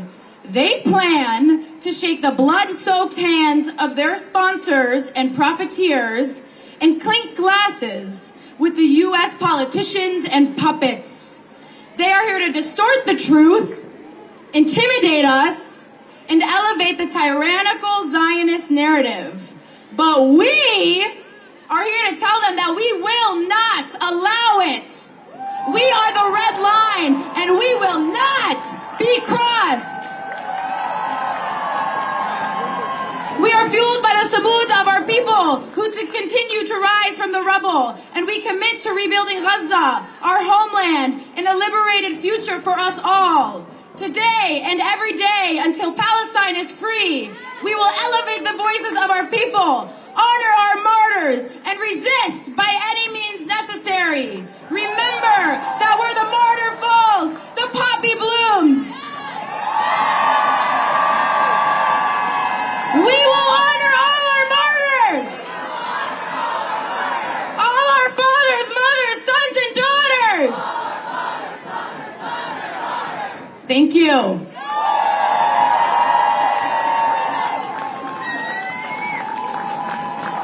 Give it up for Noor from the Palestinian Feminist Collective. Our next speaker doesn't need much of an introduction, but I will say she is a long-time activist and organizer, originally from Brooklyn, New York, my hometown. Give it up for Linda Sarsour.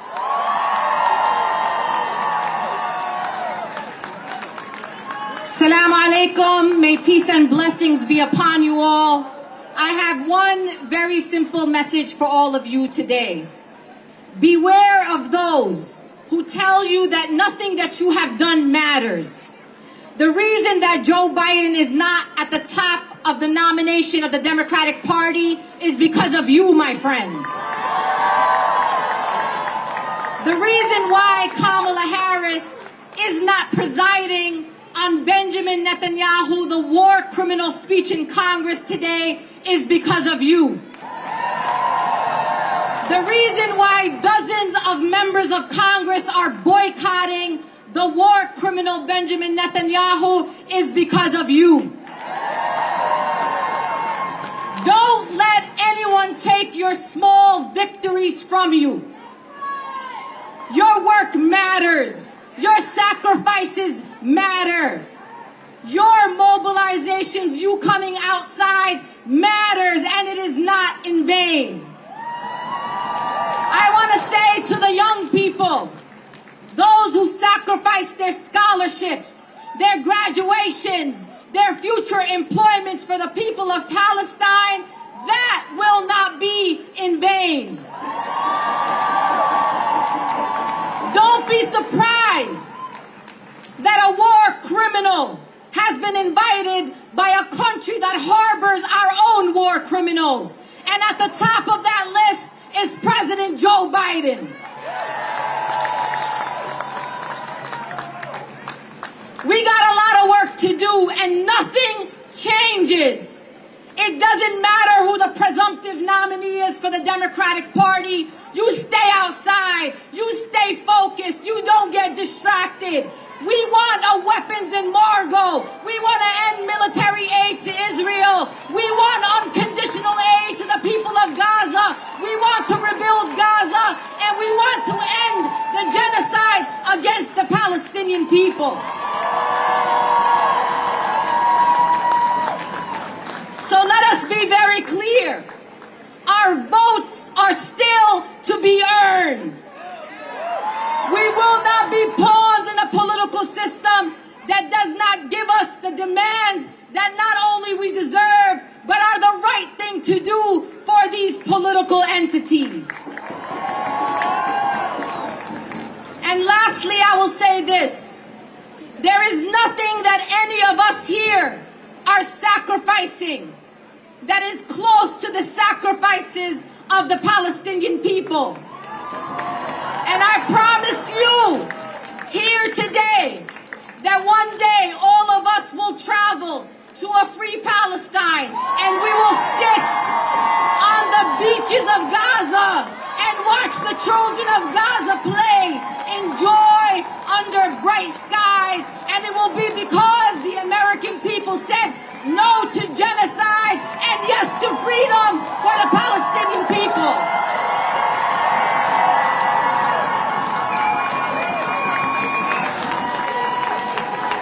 If you open your phones, you'll see the entire area surrounding the Capitol is an utter gridlock, thanks to the organization and unity of the people and their determination. Hang in tight. We only have a couple more speakers before we join our comrades in the streets and show Netanyahu and the other criminals what we're about today. Next, it's my absolute pleasure to introduce from Doctors Against Genocide, Dr. Nida Jabour, who will introduce the speaker from Doctors Against Genocide. Please give it up for them. Hello, everyone. Hello, the real patriot Americans, the people of conscience, and shame on the others who are complicit in genocide. عاشت غزة. Long live Gaza. We are here to tell the people in Gaza, the children, the women, the elderly, the men, that Doctors Against Genocide are with you. We are here for you. All the people of conscience are here. Speaking your voice loud. I'm introducing Dr. Karama Hawash, the co-founder of Doctors Against Genocide. Thank you.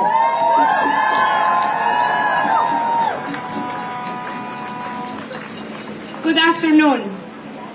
I want to tell you what Doctors Against Genocide is all about. We are uplifting the medical community voices against war crimes, crimes against humanity, and genocide. We identified the genocide in Gaza very early on because genocide is a health hazard. It kills people. And we are seeing how our colleagues in Gaza are being killed. The hospitals are being destroyed. The children are being maimed. The women with infants are being starved. The men are killed and watching their families being obliterated. Dr. Jumana Hinti is one of our members. I am honored to introduce her. She came back from Gaza on the 21st of May.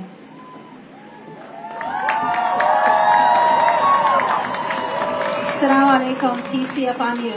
So as you just heard, I came back from Gaza from a medical mission in May. And there I witnessed all the massacres, all the atrocities that are being committed every day with our own tax money. I've seen the children who are shot in their heads and their legs and burnt, 70% of their bodies or more burnt. Maggots coming out of their wounds. People with multiple fractures, they can't have surgery because there are no surgical supplies. Women with no medical care who are having strokes because they're not taking their medications. All those atrocities that tell us that the death rate that we hear about and the Congress does not believe is actually, yes, we don't believe it too. It's much higher than what they report. I also befriended and was working with so many healthcare workers there who are the most amazing people I've ever seen in my life. Some of them were taken hostages and tortured and then sent down from the north to the south without knowing anything about their families. And then they committed their life to volunteer at the hospital, at the European hospital. And after I left, a few weeks later, the European hospital was evacuated. And that was extremely devastating for them and for me, totally devastating. Now they're out in the streets. They don't have anywhere to go. They can't volunteer even because there are not that many functional hospitals that they can work at. And so the atrocities keeps getting worse and worse and worse. The healthcare structure over there is completely disseminated.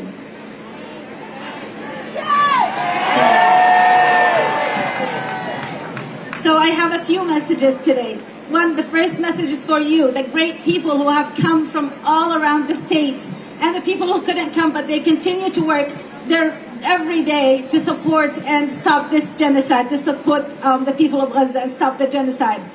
I also would like to tell Congress to stop denying that it's a genocide.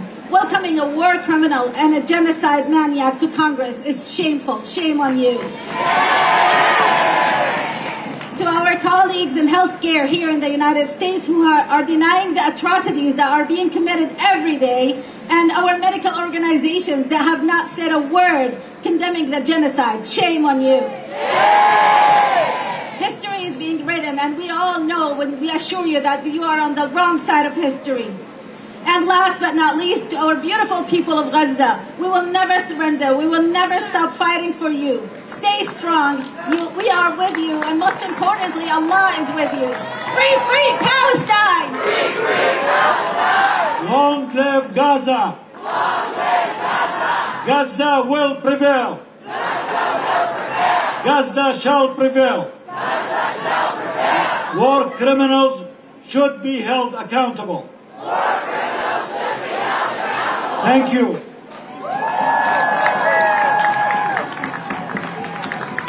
One more time to our brave doctors against genocide.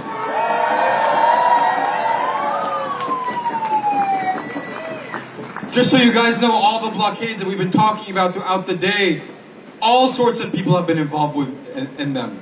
One of the blockades was led by the students in the area. The same students who not weeks ago were dealt the heavy hand of police repression, both from the federal government and local authorities when they brutalized them on George Washington's campus. Why? For speaking up against Palestine. Yes, shame.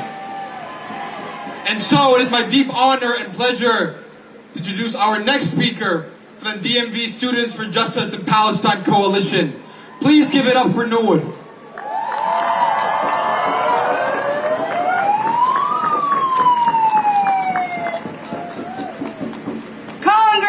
Congress painted red. Congress painted red. 186,000 dead. 186,000 dead. Bibi, you can't run away. Bibi, you can't run away. The Intifada's here to stay. Intifada's here to stay. I'm speaking on behalf of the DMV Coalition for Students for Justice in Palestine. We are a union of SJP chapters across 8 D.C., Maryland, and Virginia universities, organizing for the liberation of the Palestinian people and the land from the Zionist settler colonial occupation of Palestine. As anti-imperialist student organizers, we know that the neoliberal university is a fundament to the empire. Packaged as bubbles of intellectual freedom and critical dialogue, our universities in reality are designed to groom us into cogs of the imperial machine, with our academic programs systematically funneling us into jobs with weapons manufacturers, the federal government, banks, mainstream media outlets, and the U.S. military. Shame! When we exercise our intellectual freedom and build spaces for critical dialogue, the very values our university claims to fundamentally uphold, we are met with surveillance from the FBI, arbitrarily punished and dealt with kangaroo courts for our students' conduct hearings, and physical brutality from the state and university police departments. Shame. All for speaking out about Palestine, students at the George Washington University are experiencing the collusion between the university and the imperial state firsthand. From the brutal May 8th raid of the DMV SJP encampment to Foggy Bottom's request that student organizers maintain a stay-away zone. They cannot step foot on their own campus. The actions of the state against our comrades has been dictated by the will of the university to protect its capitals and its interests and collusion with the Zionist regime. We call on our community to call out GW's racist and repressive administration. It is not lost on us that Bibi Netanyahu, an internationally wanted genocidal war criminal, can walk freely in our city, while our peers are banned by their university and our fascist government from their own neighborhoods for the very crime of calling out genocide. It is not lost on us that the same NYPD officers that have repeatedly brutalized our comrades at CUNY and Columbia are right here in D.C. now. Shame. It is not lost on us that the occupation army, which decapitates babies, trained the very cops which executed Sonia Massey in her own home. Shame. The past few months have sharpened the contradictions of the state and the neoliberal university. Our universities and the state brand us as outside agitators in our own homes when we dare to oppose their material interests. They surveil, brutalize, and evict us to protect their capital while celebrating fascist mass murderers from Linda Thomas Greenfield, Lauren Bobbitt, to the whole of NATO, to Bibi Netanyahu behind us. Invoking the Palestinian revolutionary and martyr Hassan Khanafani, as students of conscience, it is our duty to strike and damage imperialism wherever it manifests, especially within our universities.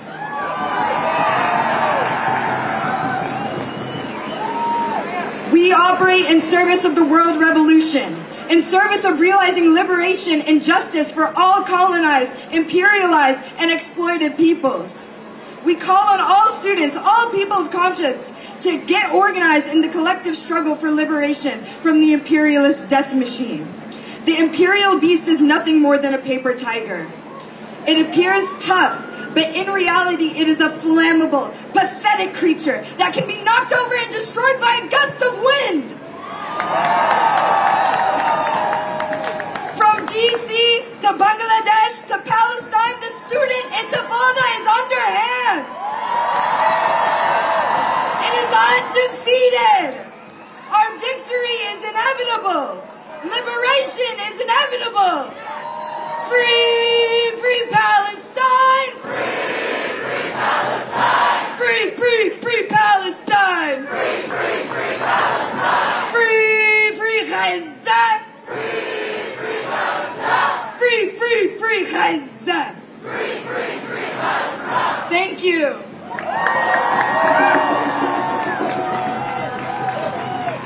Palestine!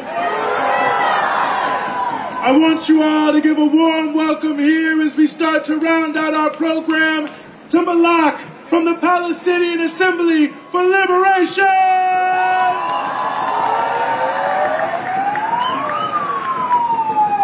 Good morning, D.C. Today is a profoundly distressing day to be a Palestinian in America.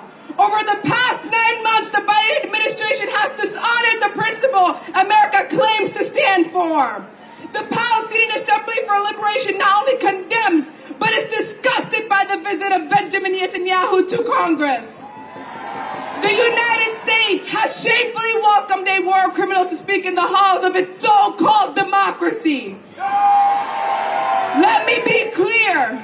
We oppose all interactions with the settler colonial regime of Israel. We are witnessing a 9 months of an ongoing genocide orchestrated by Netanyahu, with reports indicating the murder of 186,000 Palestinians. It is shameful that the United States, instead of denouncing these actions, has openly embraced Netanyahu, a man who has orchestrated the slaughter of Palestinians. The U.S. has not only welcomed Netanyahu, but has also provided tens of billions of dollars in weapons, thus complicit in these crimes. The blood of innocent Palestinians stains their hands, and this support is nothing short of disgraceful. U.S. leaders have chosen to amplify the voice of a genocidal war criminal over their own citizens, forcing us to hold this nation accountable for its unconditional support of the atrocities against Palestinians. To every politician who welcomed Netanyahu and endorsed further financial support for Israel, you too are complicit in this genocide and will be remembered as war criminals. And come November, we all will remember the politicians that turned a blind eye to the massacres of the Palestinian children.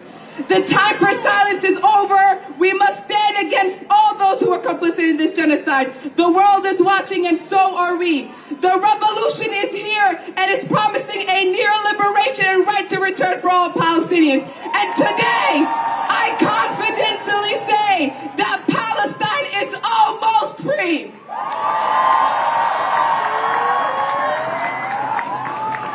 Give it up one more time for Malak. I have the honor of introducing a member of one of our strongest, fiercest youth organization on Turtle Island in the U.S. and Canada. Give it up for the Palestinian Youth Movement, who's been holding down our streets, holding down our campuses, holding down our elected officials. Give it up for Ibtihal. Comrades and friends, it has been 292 days of the most horrific and enraging violence against our people in Gaza. We gathered here on November 4th after witnessing unspeakable horrors carried out on the Palestinian people. Yet here we are, 9 months later, reeling from the somehow even more gut-wrenching violence of the last couple weeks. The massacres that have taken place in refugee camps and schools and hospitals show us the true depravity of the Zionist project and the nature of this U.S.-funded and orchestrated Israeli genocide of our people in Gaza. Let it be known to the war criminals sitting in the high seats of Congress, your legacy has been laid bare for all to see. Joe Biden's legacy will be recorded in the history books as the butcher of Gaza. He will be remembered for the hundreds of thousands of massacres that he signed off on and enabled. Like those that came before him. Like those that came before him, he will be remembered for the bombing of hospitals and universities, of medics and professors, of children and their families. This government and this country is dripping with the blood of millions from Palestine to Iraq to Vietnam. The extermination of Palestinians is clearly a only thing that brings both parties of this nation together are issues of war and destruction that advance their greedy interests in the Arab region. Benjamin Netanyahu has made his genocidal intentions in Palestine clear for decades, and he has personally overseen the bombardment of Gaza time and time again. This is the same criminal who peddled the lie that there were weapons of mass destruction in Iraq. And now, in 2024, his intentions are just as clear as he carries out the wholesale slaughter of our people in Gaza. Netanyahu has literally and figuratively dumped his dirty laundry at the doorstep of this country, and now here in D.C., he finds himself at home amongst other war-loving criminals who would gladly bankroll his genocidal intent in their attempts to destroy our region. But we stand here to show Netanyahu and all the members of Congress the blood of the Palestinian people is not cheap.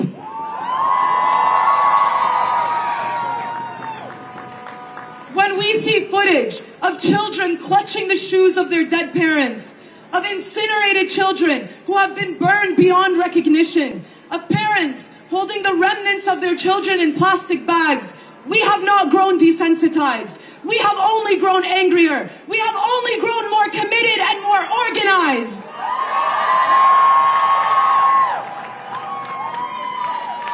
We bear witness to the murder of Hind Rajab and Rifat al-Arair and Rushdie Sarraj. We bear witness to the thousands still trapped under the rubble. We bear witness to the assassinations of our journalists, of our healthcare workers, our educators, our engineers. We bear witness to the testimonies from our prisoners, those that we know about and those who have been disappeared. We bear witness to the murder of our mothers, to the murder of our fathers, to the murder of our siblings, and to the murder of our children. And not only do we bear witness, we remain committed to our struggle.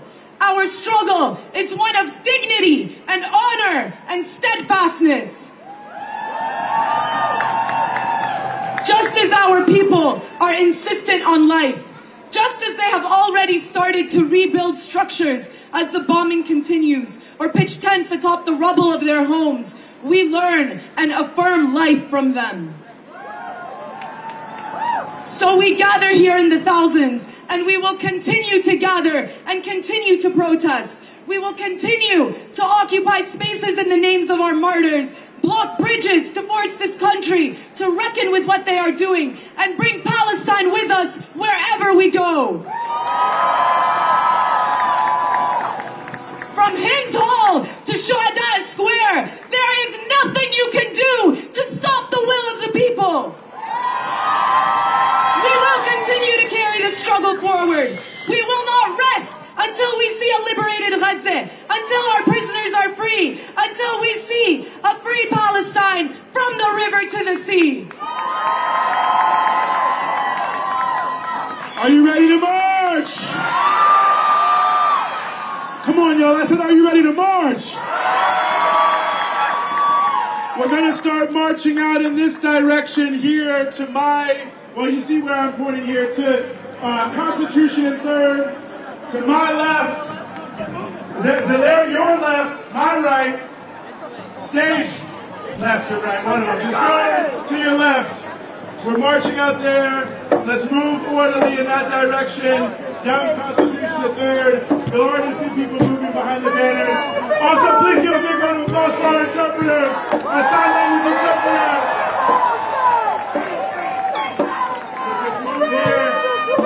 In this direction, and you'll see as we continue together. Free Palestine! Free Palestine! Long live Palestine! Long live Palestine! Long live Gaza! Long live Gaza! Free Palestine! Free Palestine!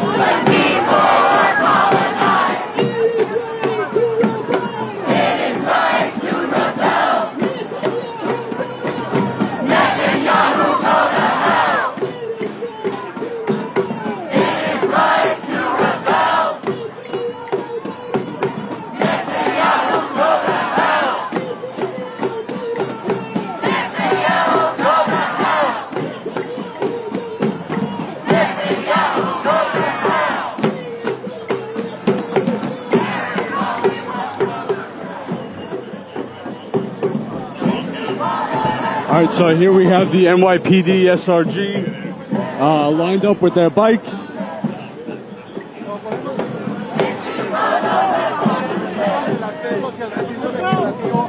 lo que la marcha tuvo que desviarse, una marcha multitudinaria que partió.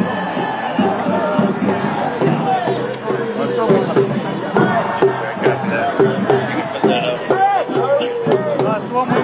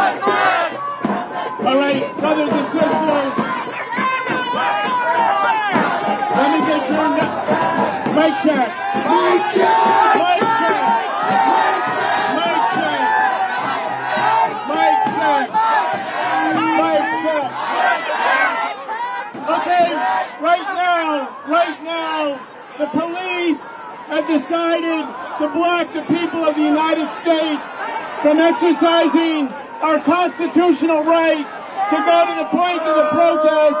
We say no. We have the right to go on Constitution Avenue. There's no rule against it. The permit is called the First Amendment of the Constitution. We have the right to go forward. Why are we being obstructed? Who are they protecting and serving? This is not about anything but defense of Netanyahu and genocide. Should we move forward? Yeah! All right, let's go. Move forward! Move forward! Let us do! Let us do!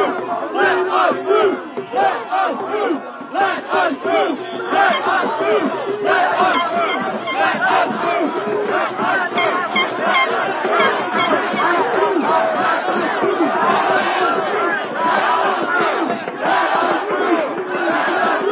do! Let us do!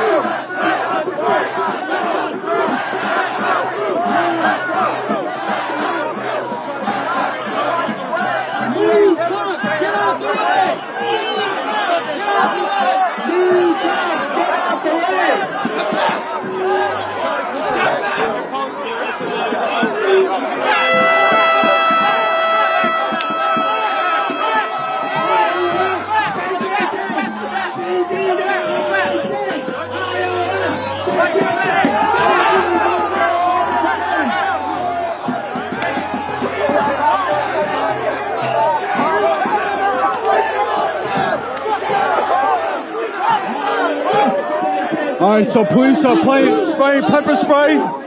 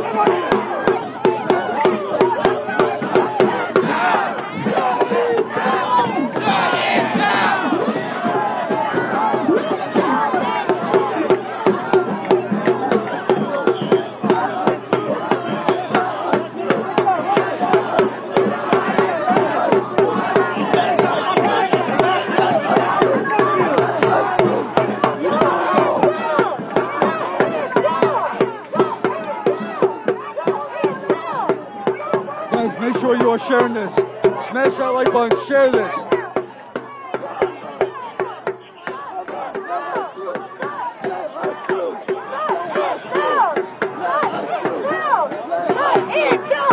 You're not even armed. Are you serious? That's so silly. That's so silly. Everyone is doing this right now. We don't even have any weapons. Look at how silly they look.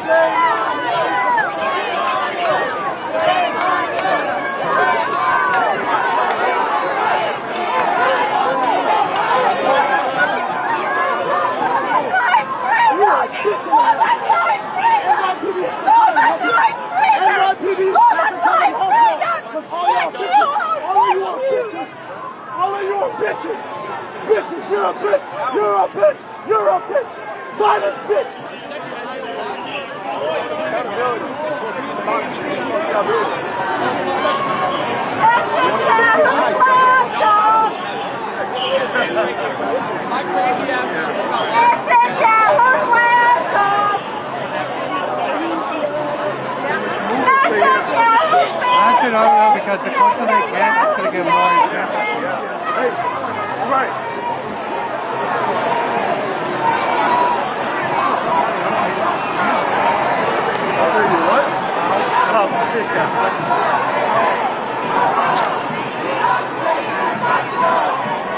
All right, guys, so the line is moving.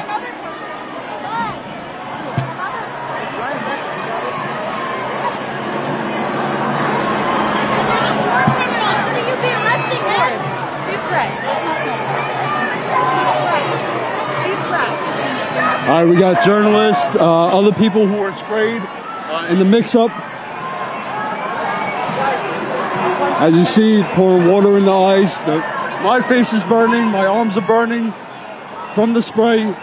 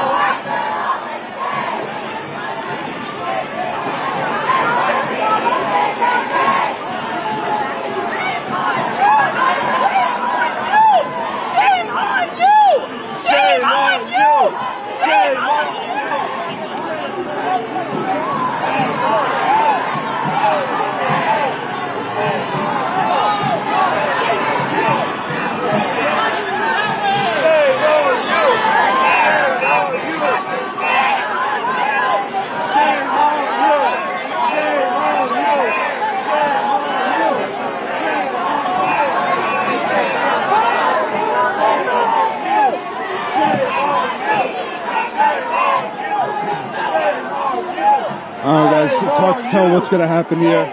As I said, the march is moving down further on Louisiana Avenue. They are trying to get closer to the Capitol.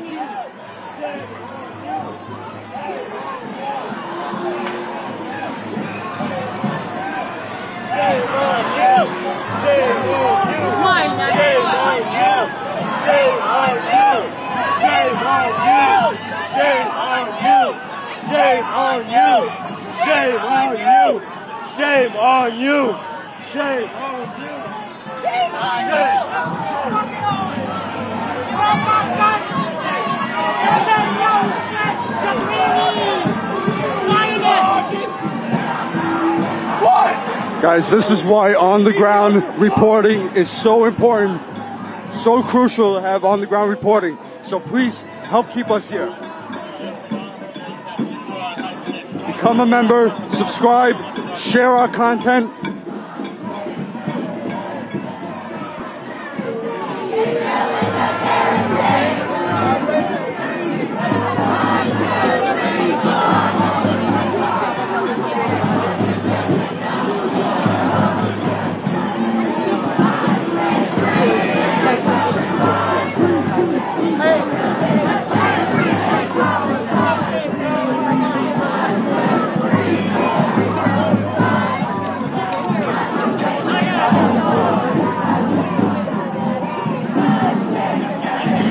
I was not prepared for pepper spray. I don't have a mask. All I have is my sunglasses, thankfully, which block the spray from going in my eyes. But my arms, my face, everything is burning up. A lot of people got it worse, way worse than I did.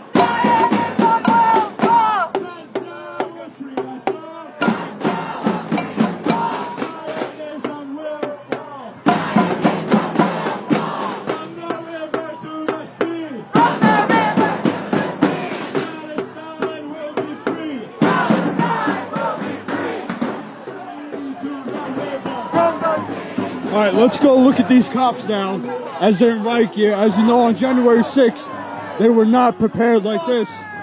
Even though they knew the threats, they were not prepared and ready like this. Show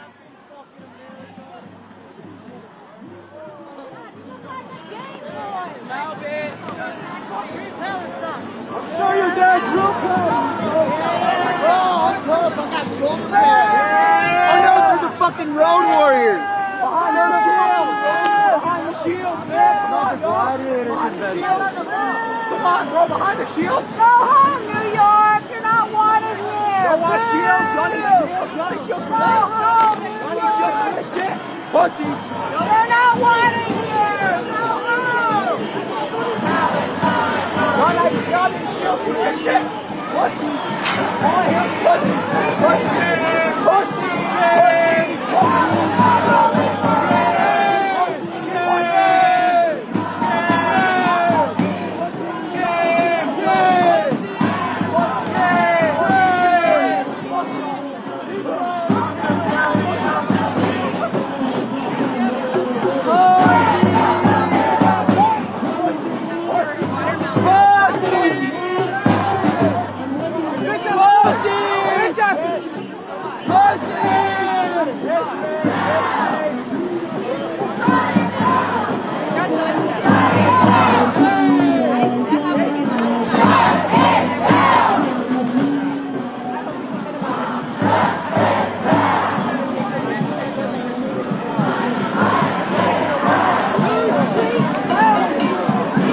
Alright, so there's the Capitol right there.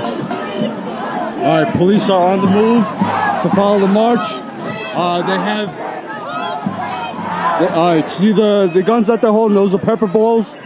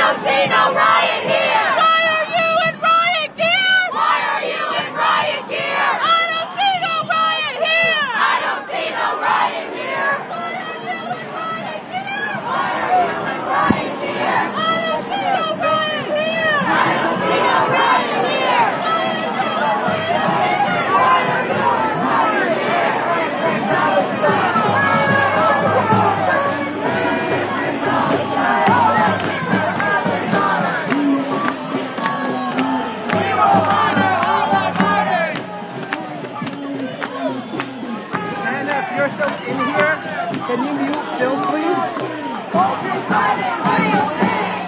Look at the NYPD. They're protecting their own city. They're protecting another city. Look at this. Go. How many kids are you killed today?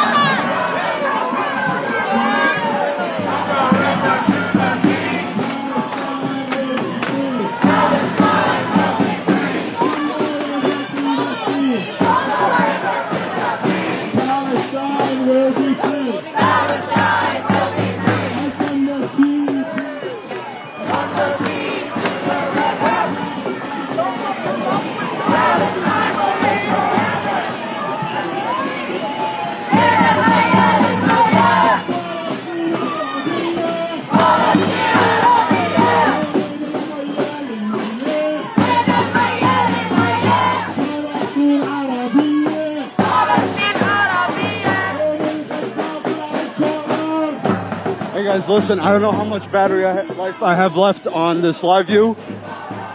Alright, so just subscribe to our channel. We'll post whatever happens after this. I'll record it. We'll post it later. We'll post it tomorrow. So you'll see what happens. Alright, maybe I'll try and do stuff on my phone so this way we can get it up quicker.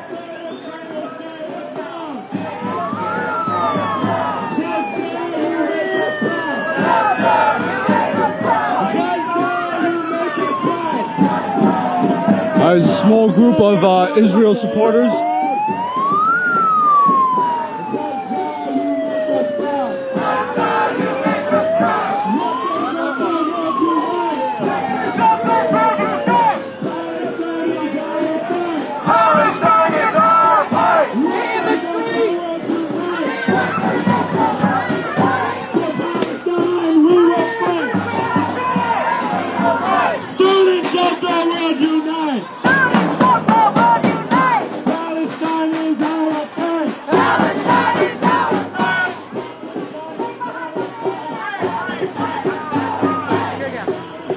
Thank you. Appreciate that.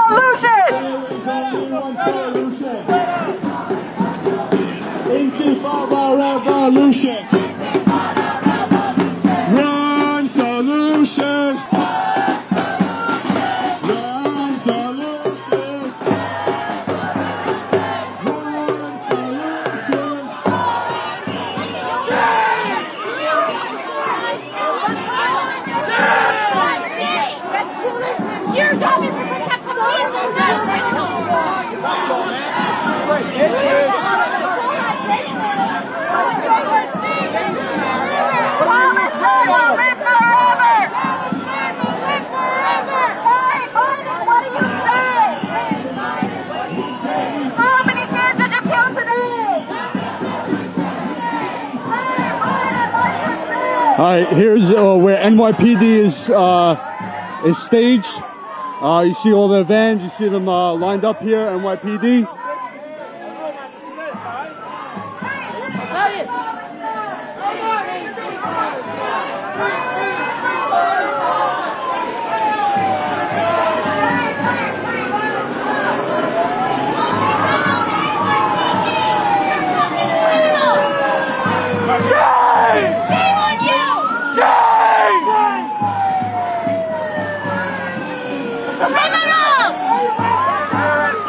All right, so now the march is heading towards Union Station. This is like the Grand Central Station, you know, in New York City. This is their station in D.C.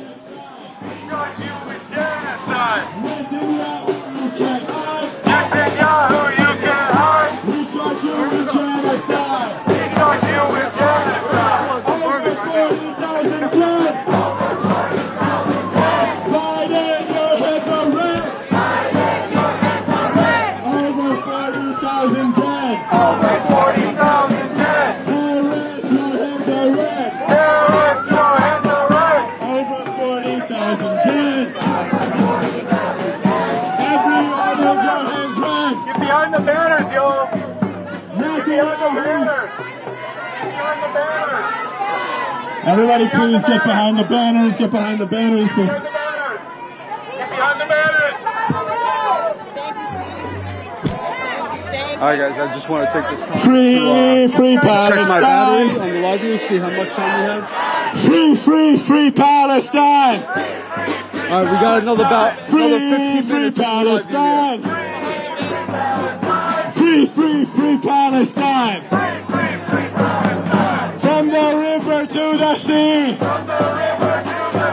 Palestine will be free. From the sea to the river. Palestine will live forever.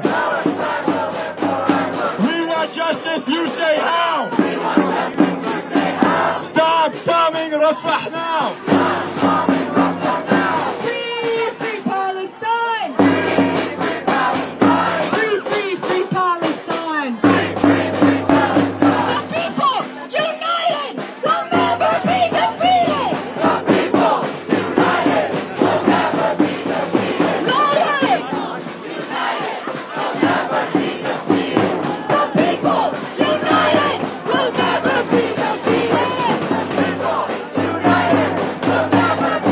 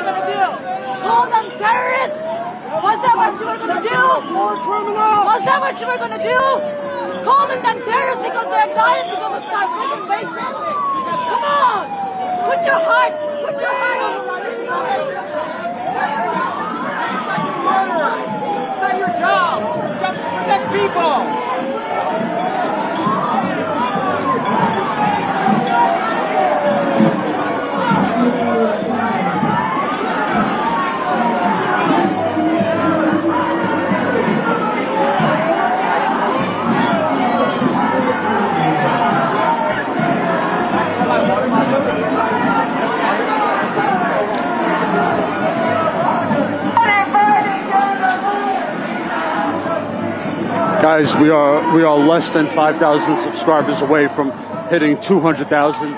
So let's get close to that, or if we can, let's get to that. All right, share this out, smash that like button, subscribe, become a member if you can. StatusCoup.com/join. Sign up for $5 a month. Again, my arms, my face, everything but my eyes are burning up from the pepper spray.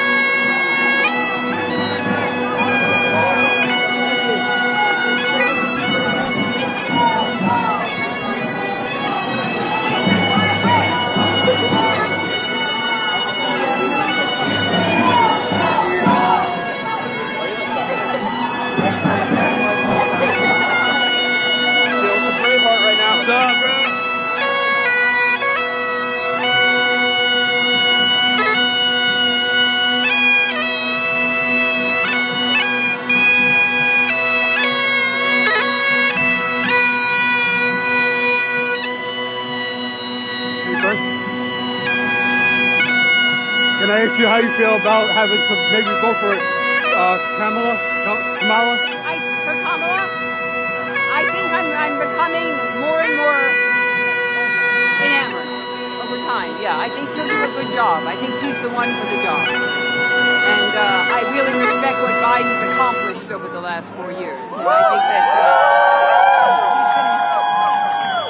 he poured tons of very useful money into so many aspects of daily life in our communities. And people forget that. And he did a good job with the Congress that was against him.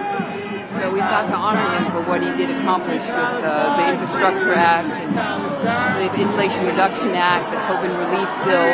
Really saved a lot of people. With the issue that he's aiding and abetting absolutely. genocide. I think it's, yeah. For this, he's not good at all. Terrible. And he's losing a lot of a lot of good votes, from the young people. Yeah. We remember Eric And it's exciting to be here, and I'm glad so many people turned out. Thank you very much. Have a good day.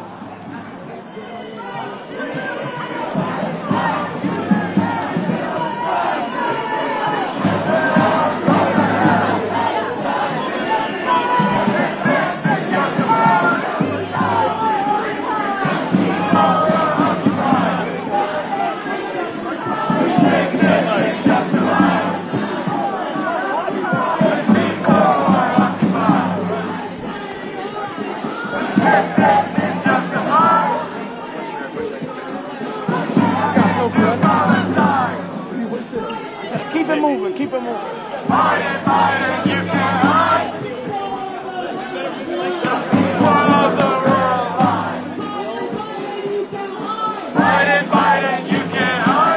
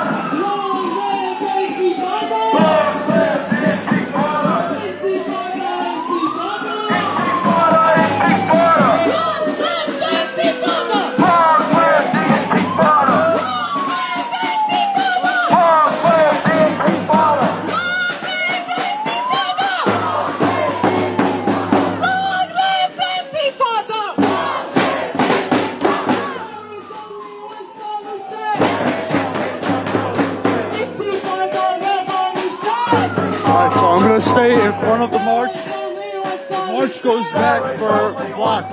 And I'm going to stay up in front because if there's any, any interaction between the police and them, police are going to pull out the pepper spray again.